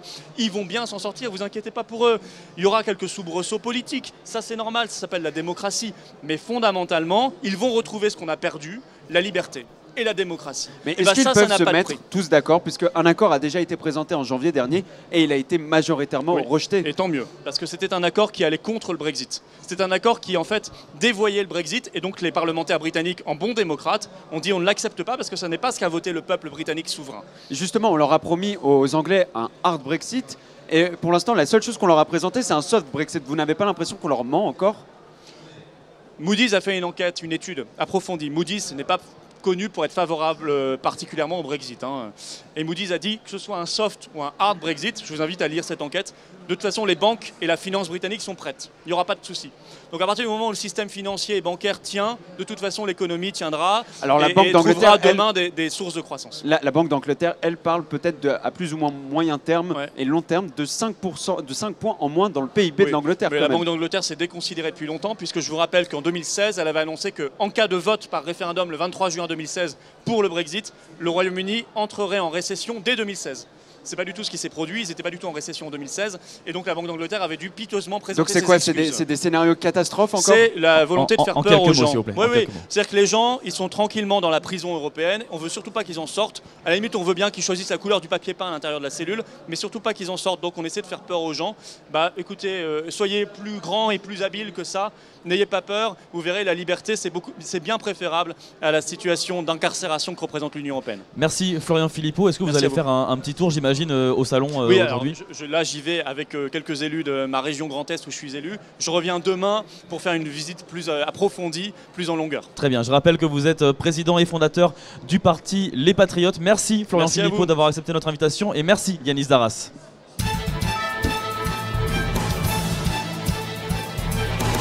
Dans quelques instants, on se retrouvera pour un focus, cette fois-ci, non pas sur une région, mais bien sur un pays. C'est la Suisse que la rédaction de Fréquence ESJ a choisi. C'est dans quelques instants. On fait une petite pause et on revient tout de suite.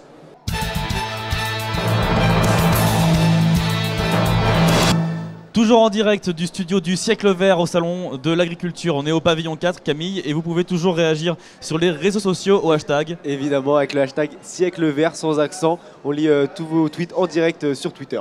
Et donc on passe, comme je vous le disais tout à l'heure, au zoom sur un pays cette fois-ci, Camille, et non pas une région. Et oui, non pas une région, un pays. Alors ils sont connus peut-être pour les chocolats, vous allez peut-être deviner Lucas. Le yodel, est-ce que vous savez ce que c'est? Ça me dit quelque chose. C'est un espèce de chant qui se transmet de la tête à la poitrine. Oui. Un chant très particulier qui vient donc d'un seul pays, la Suisse. Et donc Manon Blangis est là pour nous présenter le pays comme d'habitude. Manon Blangis, on vous écoute. La Suisse qui compte 7 grandes régions. Parmi elles, la région lémanique où on parle majoritairement français. Manon, je vous coupe juste 2 minutes pour dire que Franck Riester, ministre de la Culture, est juste devant notre stand. Il passe devant notre stand. Donc voilà, vous pouvez continuer, Manon Blangis. Désolé de cette interruption. Pas de soucis. Nous parlions donc de la Suisse, Manon. Exactement, et des régions.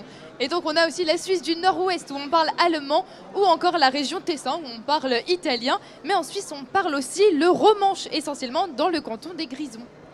Eh bien, écoutez, quelles sont les personnalités dont vous allez nous parler, Manon? Parce que c'est vraiment une question que je me pose actuellement. Très bien, comme ça vous allez apprendre des choses. Et bien, on va commencer par Roger Federer, joueur professionnel de tennis évidemment depuis 1998. Je ne vais peut-être pas faire tout le palmarès de Roger Federer, ça sera un peu long parce qu'il a quand même gagné 99 titres. Voilà. Et avec 11 finales à Wimbledon, il détient avec son adversaire de longue date, Rafael Nadal, le record du nombre de finales dans un même tournoi du Grand Chelem. Et donc dans le monde de l'art, il me semble aussi, parce que j'ai une culture incroyable, vous le savez, que Paul Klee est suisse également. Qui est Paul Klee, Camille? Écoutez, je pense que vous allez me donner la réponse. Ouais, c'est très bien joué. En effet, le peintre Paul Klee est né en Suisse. Je ne peux pas vous dire la ville. Bon, c'est un peu compliqué en fait à prononcer pour moi, voilà. Mais je vais être plus précise. Klee est d'origine allemande en fait, et il est d'identité culturelle suisse. En fait, il est exilé en Suisse en 1934 et demande sa naturalisation, mais il ne l'obtient que quelques jours après sa mort. Voilà, donc c'est pas très utile. Mais bon. Et en tout cas, il fait partie d'un des grands peintres de l'expressionnisme, du surréalisme et du Bauhaus. Et donc la Suisse a aussi son Patrick national. Alors, est-ce que c'est le même genre de Patrick qu'on a nous? Alors, je ne saurais pas dire, je sais pas. C'est Patrick Juvet, voilà. Ah ok, eh bien non, voilà. je suis déçu alors. Pas la même chose, bon. En tout cas, Patrick Juvet, chanteur-compositeur suisse, il était même mannequin au début de sa carrière, mais il a surtout chanté, évidemment, Où sont les femmes? Un grand moment de variété quand même dans la chanson francophone. Où sont les femmes? Oui, voilà. On s'en rappelle, on s'en rappelle. Merci beaucoup, Manon Blangis.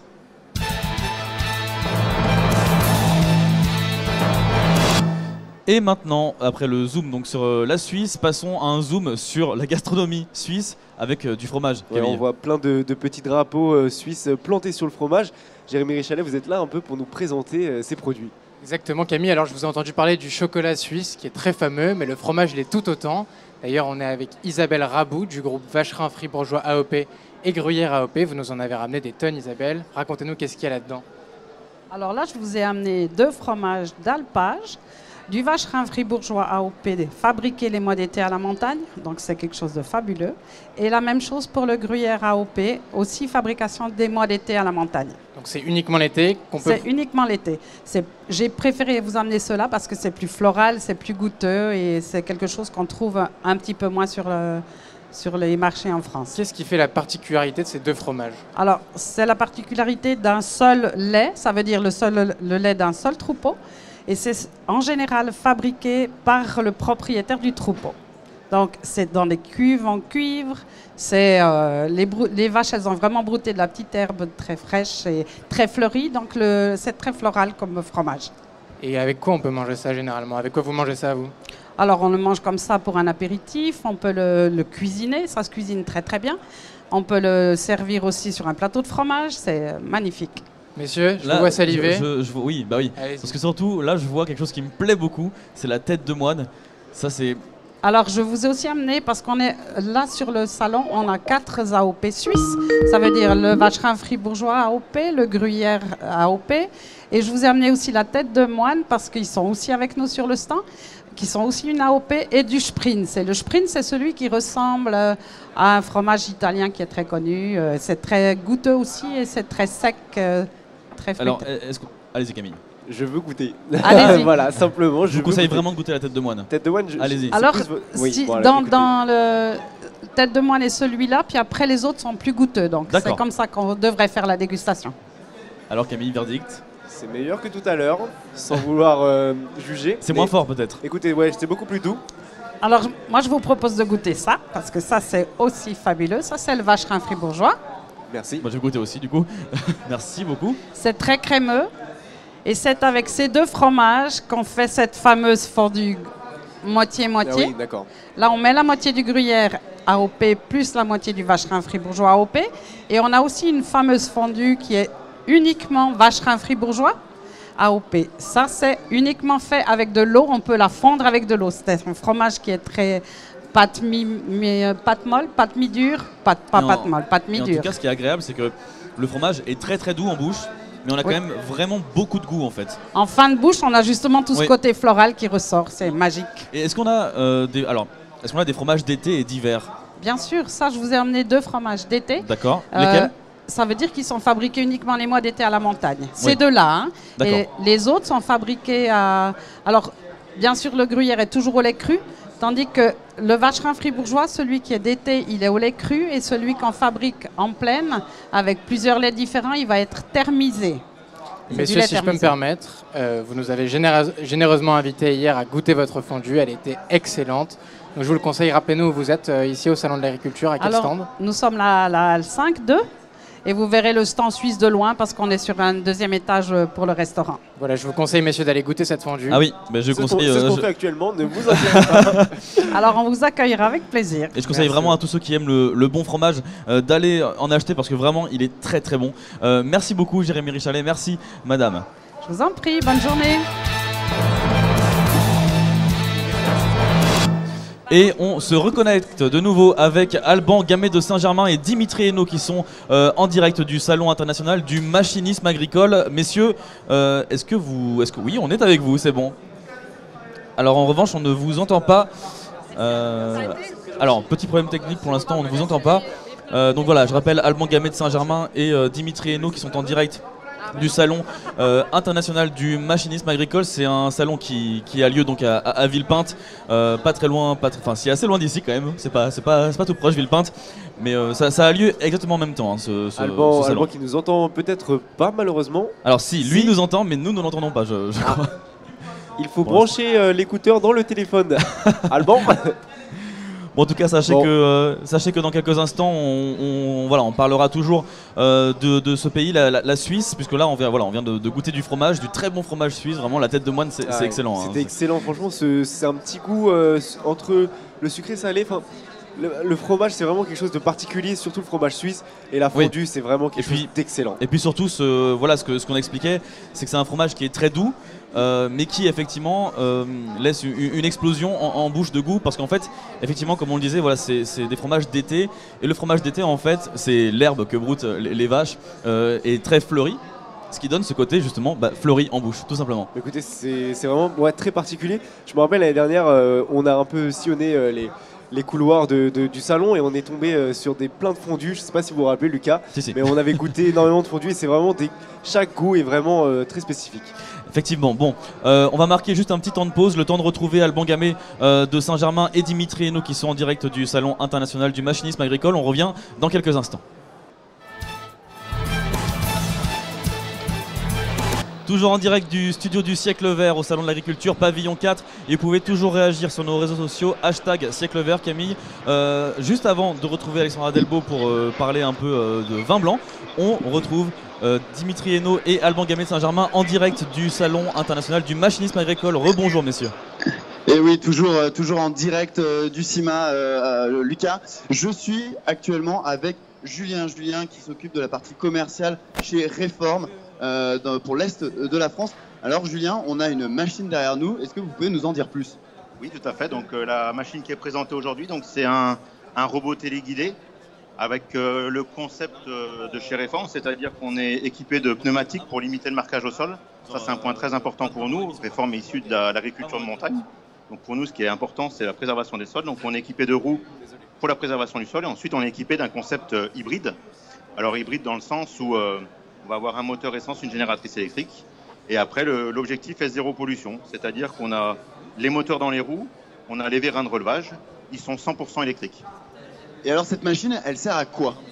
Alors on est en train de développer tout ça, donc on a différentes applications. À l'heure actuelle, on va pouvoir monter par exemple un broyeur à l'avant, on va pouvoir monter une fraise à neige, on peut monter éventuellement un plateau de tonte ou encore un balai. Les évolutions vont aller dans le temps, mais c'est vraiment un outil polyvalent dans ce domaine-là. D'accord. Et ça, c'est autonome, c'est ça? On voit si Dimitri peut montrer. C'est à l'aide donc de cette machine qu'on contrôle ce véhicule. Tout à fait. Alors à l'heure actuelle, on est sur un ensemble radio-guidé. Donc on a une portée environ de 300 mètres. Donc l'utilisateur peut le commander avec cet outil-là. On a aussi sur l'écran donc afficheur toutes les informations sur le véhicule et le retour caméra pour voir l'outil devant en frontal. Après, il y a des projets qui sont en cours pour une conduite autonome avec des systèmes de scanner, etc. pour pouvoir se diriger par exemple dans les rangs de vignes ou dans des terrains arboricoles automatiquement. D'accord, donc on est là actuellement sur une petite utilisation, sur des petites superficies plutôt? Oui, tout à fait. Tout à fait. Ce qui est ciblé, c'est vraiment les endroits difficiles d'accès, les endroits un peu précis. C'est vers ça qu'on veut aller dans ce domaine. Et est-ce que c'est quelque chose qu'on va pouvoir retrouver aujourd'hui dans la plus grande agriculture, on va dire, avec des plus grosses machines, des plus grosses superficies? Alors oui, il existe d'autres systèmes. Nous, on n'est pas à l'abri de les faire évoluer. Après, on restera quand même dans notre domaine d'activité qui est la pente et le matériel compact et maniable. Très bien. Eh ben, écoutez, merci beaucoup Julien. On vous souhaite une bonne fin de salon. Et nous, on va conclure ce rendez-vous avec en fait des derniers chiffres sur le salon donc international du machinisme agricole. Pour vous rappeler et vous dire, si vous ne le savez pas, qu'aujourd'hui, c'est 1800 entreprises de 42 pays qui se réunissent à ce salon durant ces 4 jours, qu'il y a 15 secteurs d'exposition qui sont présents et que donc on a 232 000 entrées pour 135 pays. Alors le CIMA aussi, c'est une offre complète pour répondre à 3 choses: aux grandes cultures, aux cultures spécialisées et aussi à l'élevage. Mais c'est aussi un salon qui sert à répondre à toute la partie, on va dire, technique, les accessoires des machines, l'électronique embarquée ou encore le développement durable, bien entendu, qui est très présent dans toutes ces attentes et toutes ces questions. Et le CIMA, c'est aussi un autre salon en parallèle, le CIMAGENA, qui est dédié aux bovins avec donc des shows pour présenter les différentes races et également pour parler des questions de génétique bovine. C'est noté, merci beaucoup Alban Gamay de Saint-Germain et Dimitri Hénaud donc, qui était au Salon international du machinisme agricole. Camille Garcette, on est donc maintenant en présence d'Alexandra Delbo de nouveau pour parler un peu de vin blanc. Oui, parce qu'on a eu beaucoup de nourriture depuis le début de l'émission. On a rien pour se désaltérer, donc là je pense que c'est un peu le moment, Alexandra. Exactement, donc on retrouve Pierre-Yves Kursner. Donc, bonjour. Vous êtes producteur de vin, vous nous avez ramené 2 vins différents, est-ce que vous pouvez nous les présenter? Alors oui, bonjour. Je vais vous présenter le vin blanc qui est un chasselas, donc qui est connu chez vous au raisin de bouche, le raisin de Chasselas-Moissac. La particularité en Suisse, on le vinifie. Ça nous donne des vins sur le fruit avec beaucoup de minéralité. On vinifie aussi parcellaire, donc on ressort le meilleur du sol par rapport à la cuvée qu'on veut faire. Sur le vin rouge, c'est un gamay qu'on fait aussi volontiers, où on sera plutôt sur des structures, du croquant et d'une belle longueur en bouche. D'accord, donc vous avez un procédé un petit peu différent de vinification pour le premier, c'est ça? Tout à fait. Là, le rouge, évidemment, on fait des cuvages pour extraire la couleur, les tanins. Les blancs, on les presse une fois que le raisin est cueilli. Nous les pressons, nous les clarifions. Et ensuite, on les élève avec des levures qui sont sélectionnées pour faire démarrer la fermentation. D'accord. Et avec lesquels, ces vins, qu'est-ce qui accompagne bien ces vins en nourriture? Alors, en particularité, sur le chasselas, on l'aime beaucoup en apéritif chez nous. Il va très très bien avec les poissons, ça va aussi avec les fruits de mer. On a un petit côté pétillant, un petit peu les bulles. Ça devient, avec la deuxième fermentation, les acidités se transforment et le carbonique naturel qui vient. On voit et que ensuite, évidemment, vous avez un limonadier. Je voulais juste remarquer que vous avez un limonadier à votre nom.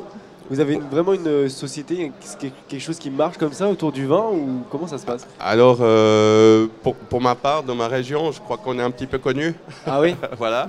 Mais après, c'est le côté fun du marketing. Kersner, c'est peut-être connu en Suisse. C'est vrai qu'en France, on connaît peut-être pas forcément tous ces vins blancs. C'est et sûr. Ça donne envie en tout cas. Il faut savoir que c'est pas 1% d'exportation de vin suisse. Hein. Sur 15 000 hectares, c'est 1%. D'exportation, donc c'est sûr que c'est peu connu. Ouais, c'est vrai que ça fait il est bu pas chez beaucoup. nous. Une dernière question, Alexandra. Et ça fait combien d'années que vous faites du coup le salon de l'agriculture? Je crois que c'est la 17e. 17e année. Ouais. Vous connaissez quoi? Oui. Merci beaucoup. Je vous remercie beaucoup, à vous. Alexandra Merci Delbo. Merci beaucoup, monsieur.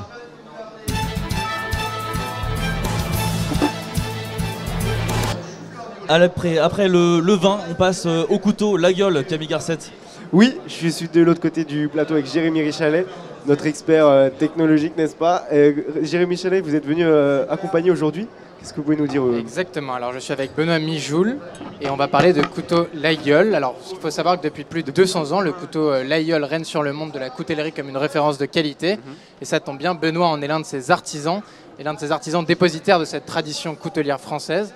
Benoît, première question un peu toute bête, qu'est-ce qui différencie un couteau de Laguiole d'un autre couteau? Je pense que c'est sa ligne, déjà, qui est tout en courbe, rondeur, et sa prise en main. Voilà. Après, c'est un couteau non jetable. C'est un couteau où on peut, qu'on peut garder pendant des centaines d'années, si on l'entretient bien. On peut changer la lame, on peut changer le ressort, on peut changer le manche. C'est un couteau qui est fait pour durer et je pense que c'est ce qui différencie de bien d'autres couteaux. Je le disais, ça fait presque 200 ans qu'on produit des couteaux, qu'on fabrique des couteaux Laguiole, mais aujourd'hui en 2019, comment est-ce qu'on fabrique un couteau Laguiole? Vous mettez comme ça. Comment, pardon? Comment est-ce qu'on fabrique? Comment est-ce qu'on fabrique des couteaux? Alors là, c'est un peu compliqué à expliquer en 2 minutes. On part de l'acier, on découpe des lames, surtout par un porte-pièce, emboutissage, ou en découpe laser. Et après, on fait ce qu'on appelle le montage du couteau. Donc on travaille avec des machines à bande abrasive, où l'on va tourner le manche et on va donner... on va poncer le manche et on va donner le galbe entièrement à la main. Voilà.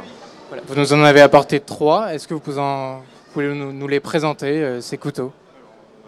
Oui, celui-ci, c'est un couteau que j'ai sorti l'année dernière, donc qui est issu d'un bois que j'ai été prélevé dans un barrage hydroélectrique qui a été vidangé en 2014. Donc c'est un bois qui est resté plus de 80 ans sous l'eau. Voilà, avec une lame brute de forge, donc c'est une lame forgée à la main, et on laisse la croûte de forge. Voilà. Donc après, il y a la fameuse abeille qui est symbolique du couteau Laguiole. Tout le guillochage, là, tous les dessins sont faits à la main avant le traitement thermique du ressort. Voilà, c'est un manche un peu plié. Vous m'en montriez un autre qui est presque aussi joli, voire plus. Racontez-nous. Voire plus. C'est mon bébé, donc je peux dire que peut-être plus. Alors ça, c'est un couteau que j'ai dessiné il y a maintenant 10 ans. Il s'appelle le Tribal, donc c'est sur une base de Laguiole mais modernisée. Donc il est plus dans les lignes, dans les pointes. Donc c'est en corne de vache au braque.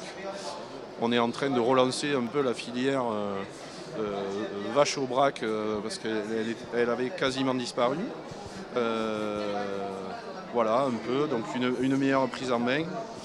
Et voilà, c'est un peu mon bébé, celui-ci. Et après aussi également...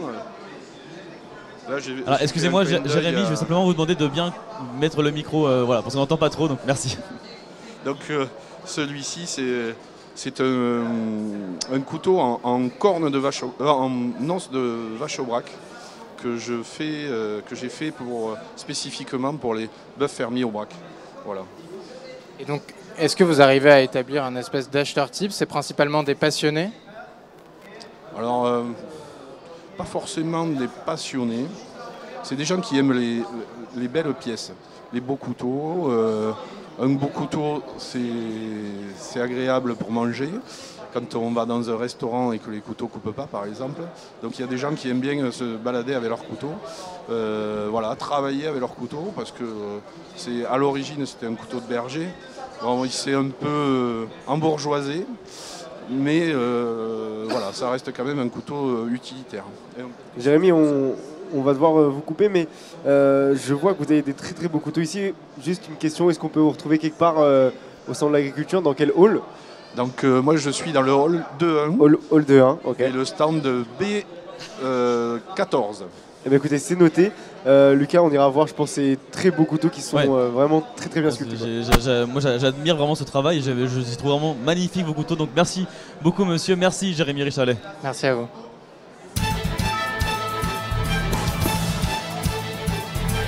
Camille Garcette, après les couteaux, les produits cosmétiques. Oui, des produits cosmétiques avec Laurence Giacomazzi, qui a un prénom italien, il me semble. Bonjour. Bien. Tout à fait. Vous avez ramené des produits cosmétiques et ce qui est particulier, c'est avec à base de lait d'ânesse, il me semble. Tout C'est ça à fait, à base de lait d'ânesse. Vous êtes avec, vous êtes avec Mélodie pour nous en parler justement. Mélodie Sforza, bonjour. Bonjour Lucas, bonjour Camille, bonjour Laurence Giacomazzi. Vous êtes artisane, productrice et fabricante de produits cosmétiques bio de la marque La Savonnière du Moulin. Et votre particularité, c'est que vous utilisez des produits à base de lait d'ânesse. Je vois d'ailleurs que vous avez amené quelques-uns de vos produits. Est-ce que vous pouvez nous les présenter ? Tout à fait, et avec plaisir. Vous avez devant vous 3 crèmes pour le visage, Sublime Anès, des crèmes à base de lait d'ânesse, donc 50% de lait d'ânesse, du miel de mes abeilles, parce que je suis aussi apicultrice en miel bio, de l'hydrolat de rose de Damas, de l'huile d'argan, de l'huile de jojoba, de l'huile de sésame, tout des bienfaits pour le visage des femmes. Vous avez aussi le savon barbe, parce que j'ai pas oublié les messieurs, le petit meusien. Le petit meusien qui m'a fait connaître dans le monde entier, parce que on dit toujours que les femmes parlent, mais alors les hommes, c'est des pipelettes sur Internet. Et du coup, les hommes en ont énormément parlé, et c'est parti à l'étranger, et j'ai des revendeurs aux États-Unis. C'est vraiment phénoménal. Aucune publicité, c'est le bouche à oreille. Et donc de tous vos produits, celui un peu phare que vous conseillez le plus souvent à vos clients, c'est celui-ci ou est-ce qu'il y en a un autre ? Alors, le produit phare, ce sera peut-être le savon spécial visage. Là, vous avez un savon avec 50% de lait d'ânesse. Je suis la seule en France à mettre autant de lait d'ânesse dans un savon. Mais c'est un soin visage. Dedans, vous avez lait d'ânesse, vous avez toujours du miel, de l'hydrolat de rose de Damas, vous avez des argiles différentes et vous avez de l'huile d'argan. Donc, non seulement on va faire un soin, on va se laver, mais surtout, ça va apporter beaucoup de bienfaits. C'est comme beaucoup de soins dans la peau. Ce savon-là a l'air très doux, quoi. C'est très doux parce qu'il faut s'imaginer que vous avez 70% d'ingrédients pour seulement 30% de base lavante. D'accord. Par rapport à un savon pour le corps, où vous allez avoir énormément de savon et un tout petit peu de lait. C'est ça qui va faire la différence. Et il faut comprendre que le lait d'ânesse, c'est un régénérant et un restructurant cellulaire. C'est-à-dire qu'on ne va pas se poser la question, est-ce que vous avez la peau grasse, la peau sèche, la peau atopique? On s'en fiche. Il cible le problème de votre peau et il refait la cellule. Et nous, les femmes, ce qu'on adore, c'est un antiride naturel.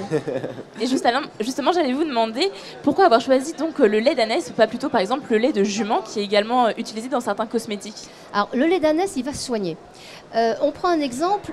Quand on a un problème de santé, on peut faire des cures de lait d'ânesse. On a remarqué que le lait d'ânesse était très bon pour la maladie de Crohn, pour les intestins, très bon pour l'estomac. Et l'intérêt, c'est que c'est lui qui cible le problème. On prend, on fait une cure et on se sent mieux. D'accord. Et pour la fabrication de vos produits, c'est vous qui faites la traite des ânes. Et comment ça se passe après? Est-ce que vous travaillez en collaboration avec une entreprise ou est-ce que vraiment tout est fait main? Ah non, tout est fait main. C'est pour ça que quand j'arrive au salon de l'agriculture, je suis déjà fatiguée, moi, d'avoir pas de produit. Le principe, c'est je trais et je fabrique. Le lait d'ânesse, le problème, c'est qu'il se garde 72 heures. C'est le seul lait qu'on ne peut pas pasteuriser. Donc, tous les jours, fabrication. Le magasin est ouvert tous les jours puisque le laboratoire jouxte le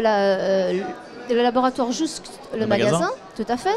Ce qui fait que je travaille samedi, dimanche, jour férié, on n'a pas le choix. Ça reste pratique du coup quand même pour vous. Comment? Ça reste pratique quand même pour vous du coup d'avoir le magasin qui est à côté du laboratoire. Voilà, je travaille, quelqu'un vient acheter, j'arrête, je suis pas là statique à attendre le client. Non, je peux bosser, c'est ça l'intérêt. Et puis surtout à préciser, c'est que vous utilisez des produits qui sont recyclables, comme par exemple votre savon. Vous me disiez tout à l'heure que c'était vos branches de foin, je ne sais plus exactement. Non. Alors, et pareil pour les petits pots. Je recycle mes ficelles de bottes de foin. Ah oui. Ben voilà, c'est pratique. On accroche ça sous la douche et puis ça y est, et on en a des ficelles. Après, les petites boîtes, par exemple pour le savon visage, toutes les boîtes sont fabriquées en bois de peuplier dans le village suivant à côté de chez moi. Donc c'est pratique. Vous avez la crème visage, les pots sont recyclés, sont consignés. Donc un client achète sa crème. À chaque fois qu'on nous ramène le pot vide, j'offre un savon avec 30% de lait d'ânesse dedans pour le Très geste bien. écolo. Très bien. Donc tout est fait pour l'écologie, dans le sens de l'écologie. Tout à fait. Je vous remercie beaucoup, madame. On va passer. Oui, voilà. Je vous remercie beaucoup, madame. Merci, Mélodie Sforza.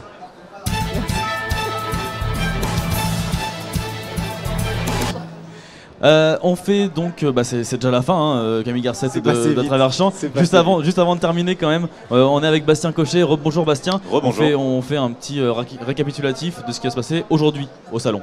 Eh oui, c'est le programme du jour. Bonjour Lucas, bonjour Camille. Bonjour. Alors, pour attaquer cette 4e journée du Salon de l'Agriculture, quoi de mieux que de se plonger dans les traditions françaises, parce que bien manger et bien boire, c'est très bien, mais découvrir le folklore de nos régions, c'est encore mieux. Alors, pour cela, c'est au stand des Hautes-Alpes, dans le pavillon 3, aujourd'hui, depuis 11h et jusqu'à 16h, avec le groupe Léi Mantenaire Chant-Souris, j'espère que je le dis bien, qui perpétue en fait les chants et les danses des vallées montagnardes des Hautes-Alpes. Alors au programme, rigodon, mazurka et obade, des danses que je suis sûr vous maîtrisez parfaitement. Évidemment. Que je connais parfaitement surtout. Et certains sont doués avec leurs jambes, d'autres le sont plutôt avec leurs mains, et c'est le cas des jeunes bouchers d'un concours qui se déroule cet après-midi. Effectivement, depuis 11h, des jeunes artisans s'affrontent au cours de la seconde édition du concours des jeunes bouchers. Ils sont 18 en lice pour se départager. Le concours se passe de 13h15 à 13h45, puis de 15h30 à 16h. Et ils seront notés sur leur maîtrise du parage. Le parage, c'est le fait d'enlever toutes les pièces non comestibles sur la viande et aussi la découpe donc de viande de bœuf, d'agneau ou de veau. Parmi les juges, des professionnels et même un meilleur ouvrier de France. Et ça se passe au pavillon 1, stand E36. Tous les jours, hein, vous nous conseillez une activité ludique, Bastien, pour les enfants présents au salon. Et aujourd'hui, c'est les abeilles qui seront à l'honneur. Alors vous le savez, l'état des abeilles est alarmant. Il y a de plus en plus de communication pour sauver les abeilles. Et dans ce cadre-là, au pavillon 2.1 au stand D10, il y a une initiative qui est en fait la récolte de la ruche. Donc c'est de 15h à 16h et là les petits comme les grands peuvent venir récolter dans la ruche directement et ensuite repartir avec leur petit pot de récolte. Et pour finir, on a une initiative qui sera très intéressante pour les animaux qui ont peur d'aller chez le vétérinaire. Et oui, c'est ça. Chaque année, il y a plein d'animaux qui sont traumatisés à l'idée d'aller chez le vétérinaire, qui ont peur. Je sais que vous avez tous vécu ça. Et donc, à cette occasion, l'organisation professionnelle des vétérinaires libéraux crée un petit atelier au pavillon 4, au stand de la ferme pédagogique. Pour ceux, en fait, ils vont vous donner plein de techniques pour pouvoir relaxer votre animal avant d'aller chez le vétérinaire pour que ça se passe le mieux possible. Et ce sera de 16h30 à 17h pour les chiens et de 13h30 à 14h pour les chats. Très bien, eh bien merci beaucoup Bastien Cochet. Donc voilà, vous avez tout le programme de la journée, vous pouvez venir au salon toute la journée et aller où vous le souhaitez grâce à Bastien Cochet. Merci.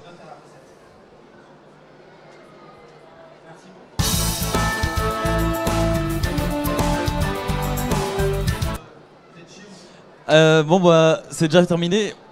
Camille, c'est terminé l'émission. Oui, voilà. c'est À travers Champ, ça vient de se terminé. terminer. Je pense que ça vient de se terminer. C'est passé très très vite. Je pense qu'on pourra la retrouver cette émission quelque part, à mon avis. Sur Facebook Live, effectivement, sur le Facebook Live de Fréquence ESJ. Et n'oubliez pas, hein, Camille, que cet après-midi, on a une autre émission, exceptionnellement aujourd'hui. Samedi aussi, on en aura une autre, mais on vous en parlera un peu plus tard. Cet après-midi, on a une autre émission de 13h45 à 14h45. Présentée par Antoine Lhermitte. Présentée par Antoine Lhermitte. Et on va recevoir Brice Hortefeux. Brice Hortefeux, l'ex-ministre de l'Intérieur. Camille, vous le présentez présenterez, j'imagine aussi. Écoutez, spoiler, oui. Voilà, écoutez, c'est vrai, je vais le présenter en rap comme d'habitude. Voilà, on accueillera aussi de nouveau des producteurs. On sera aussi en duplex avec Alban Gamet de Saint-Germain et Dimitri Hainaut. On recevra notamment des producteurs d'ail et des vignerons, notamment Stéphanie Rousseau qui est vigneronne, qui est vigneronne, on peut le dire. Vigneronne, ouais. très bien. Bon, voilà, nous recevrons les vignobles Rousseau tout à l'heure. Restez avec nous donc à 13h45 à 14h45. C'est tout à l'heure. À travers champ, c'est terminé. Merci beaucoup de nous avoir suivis.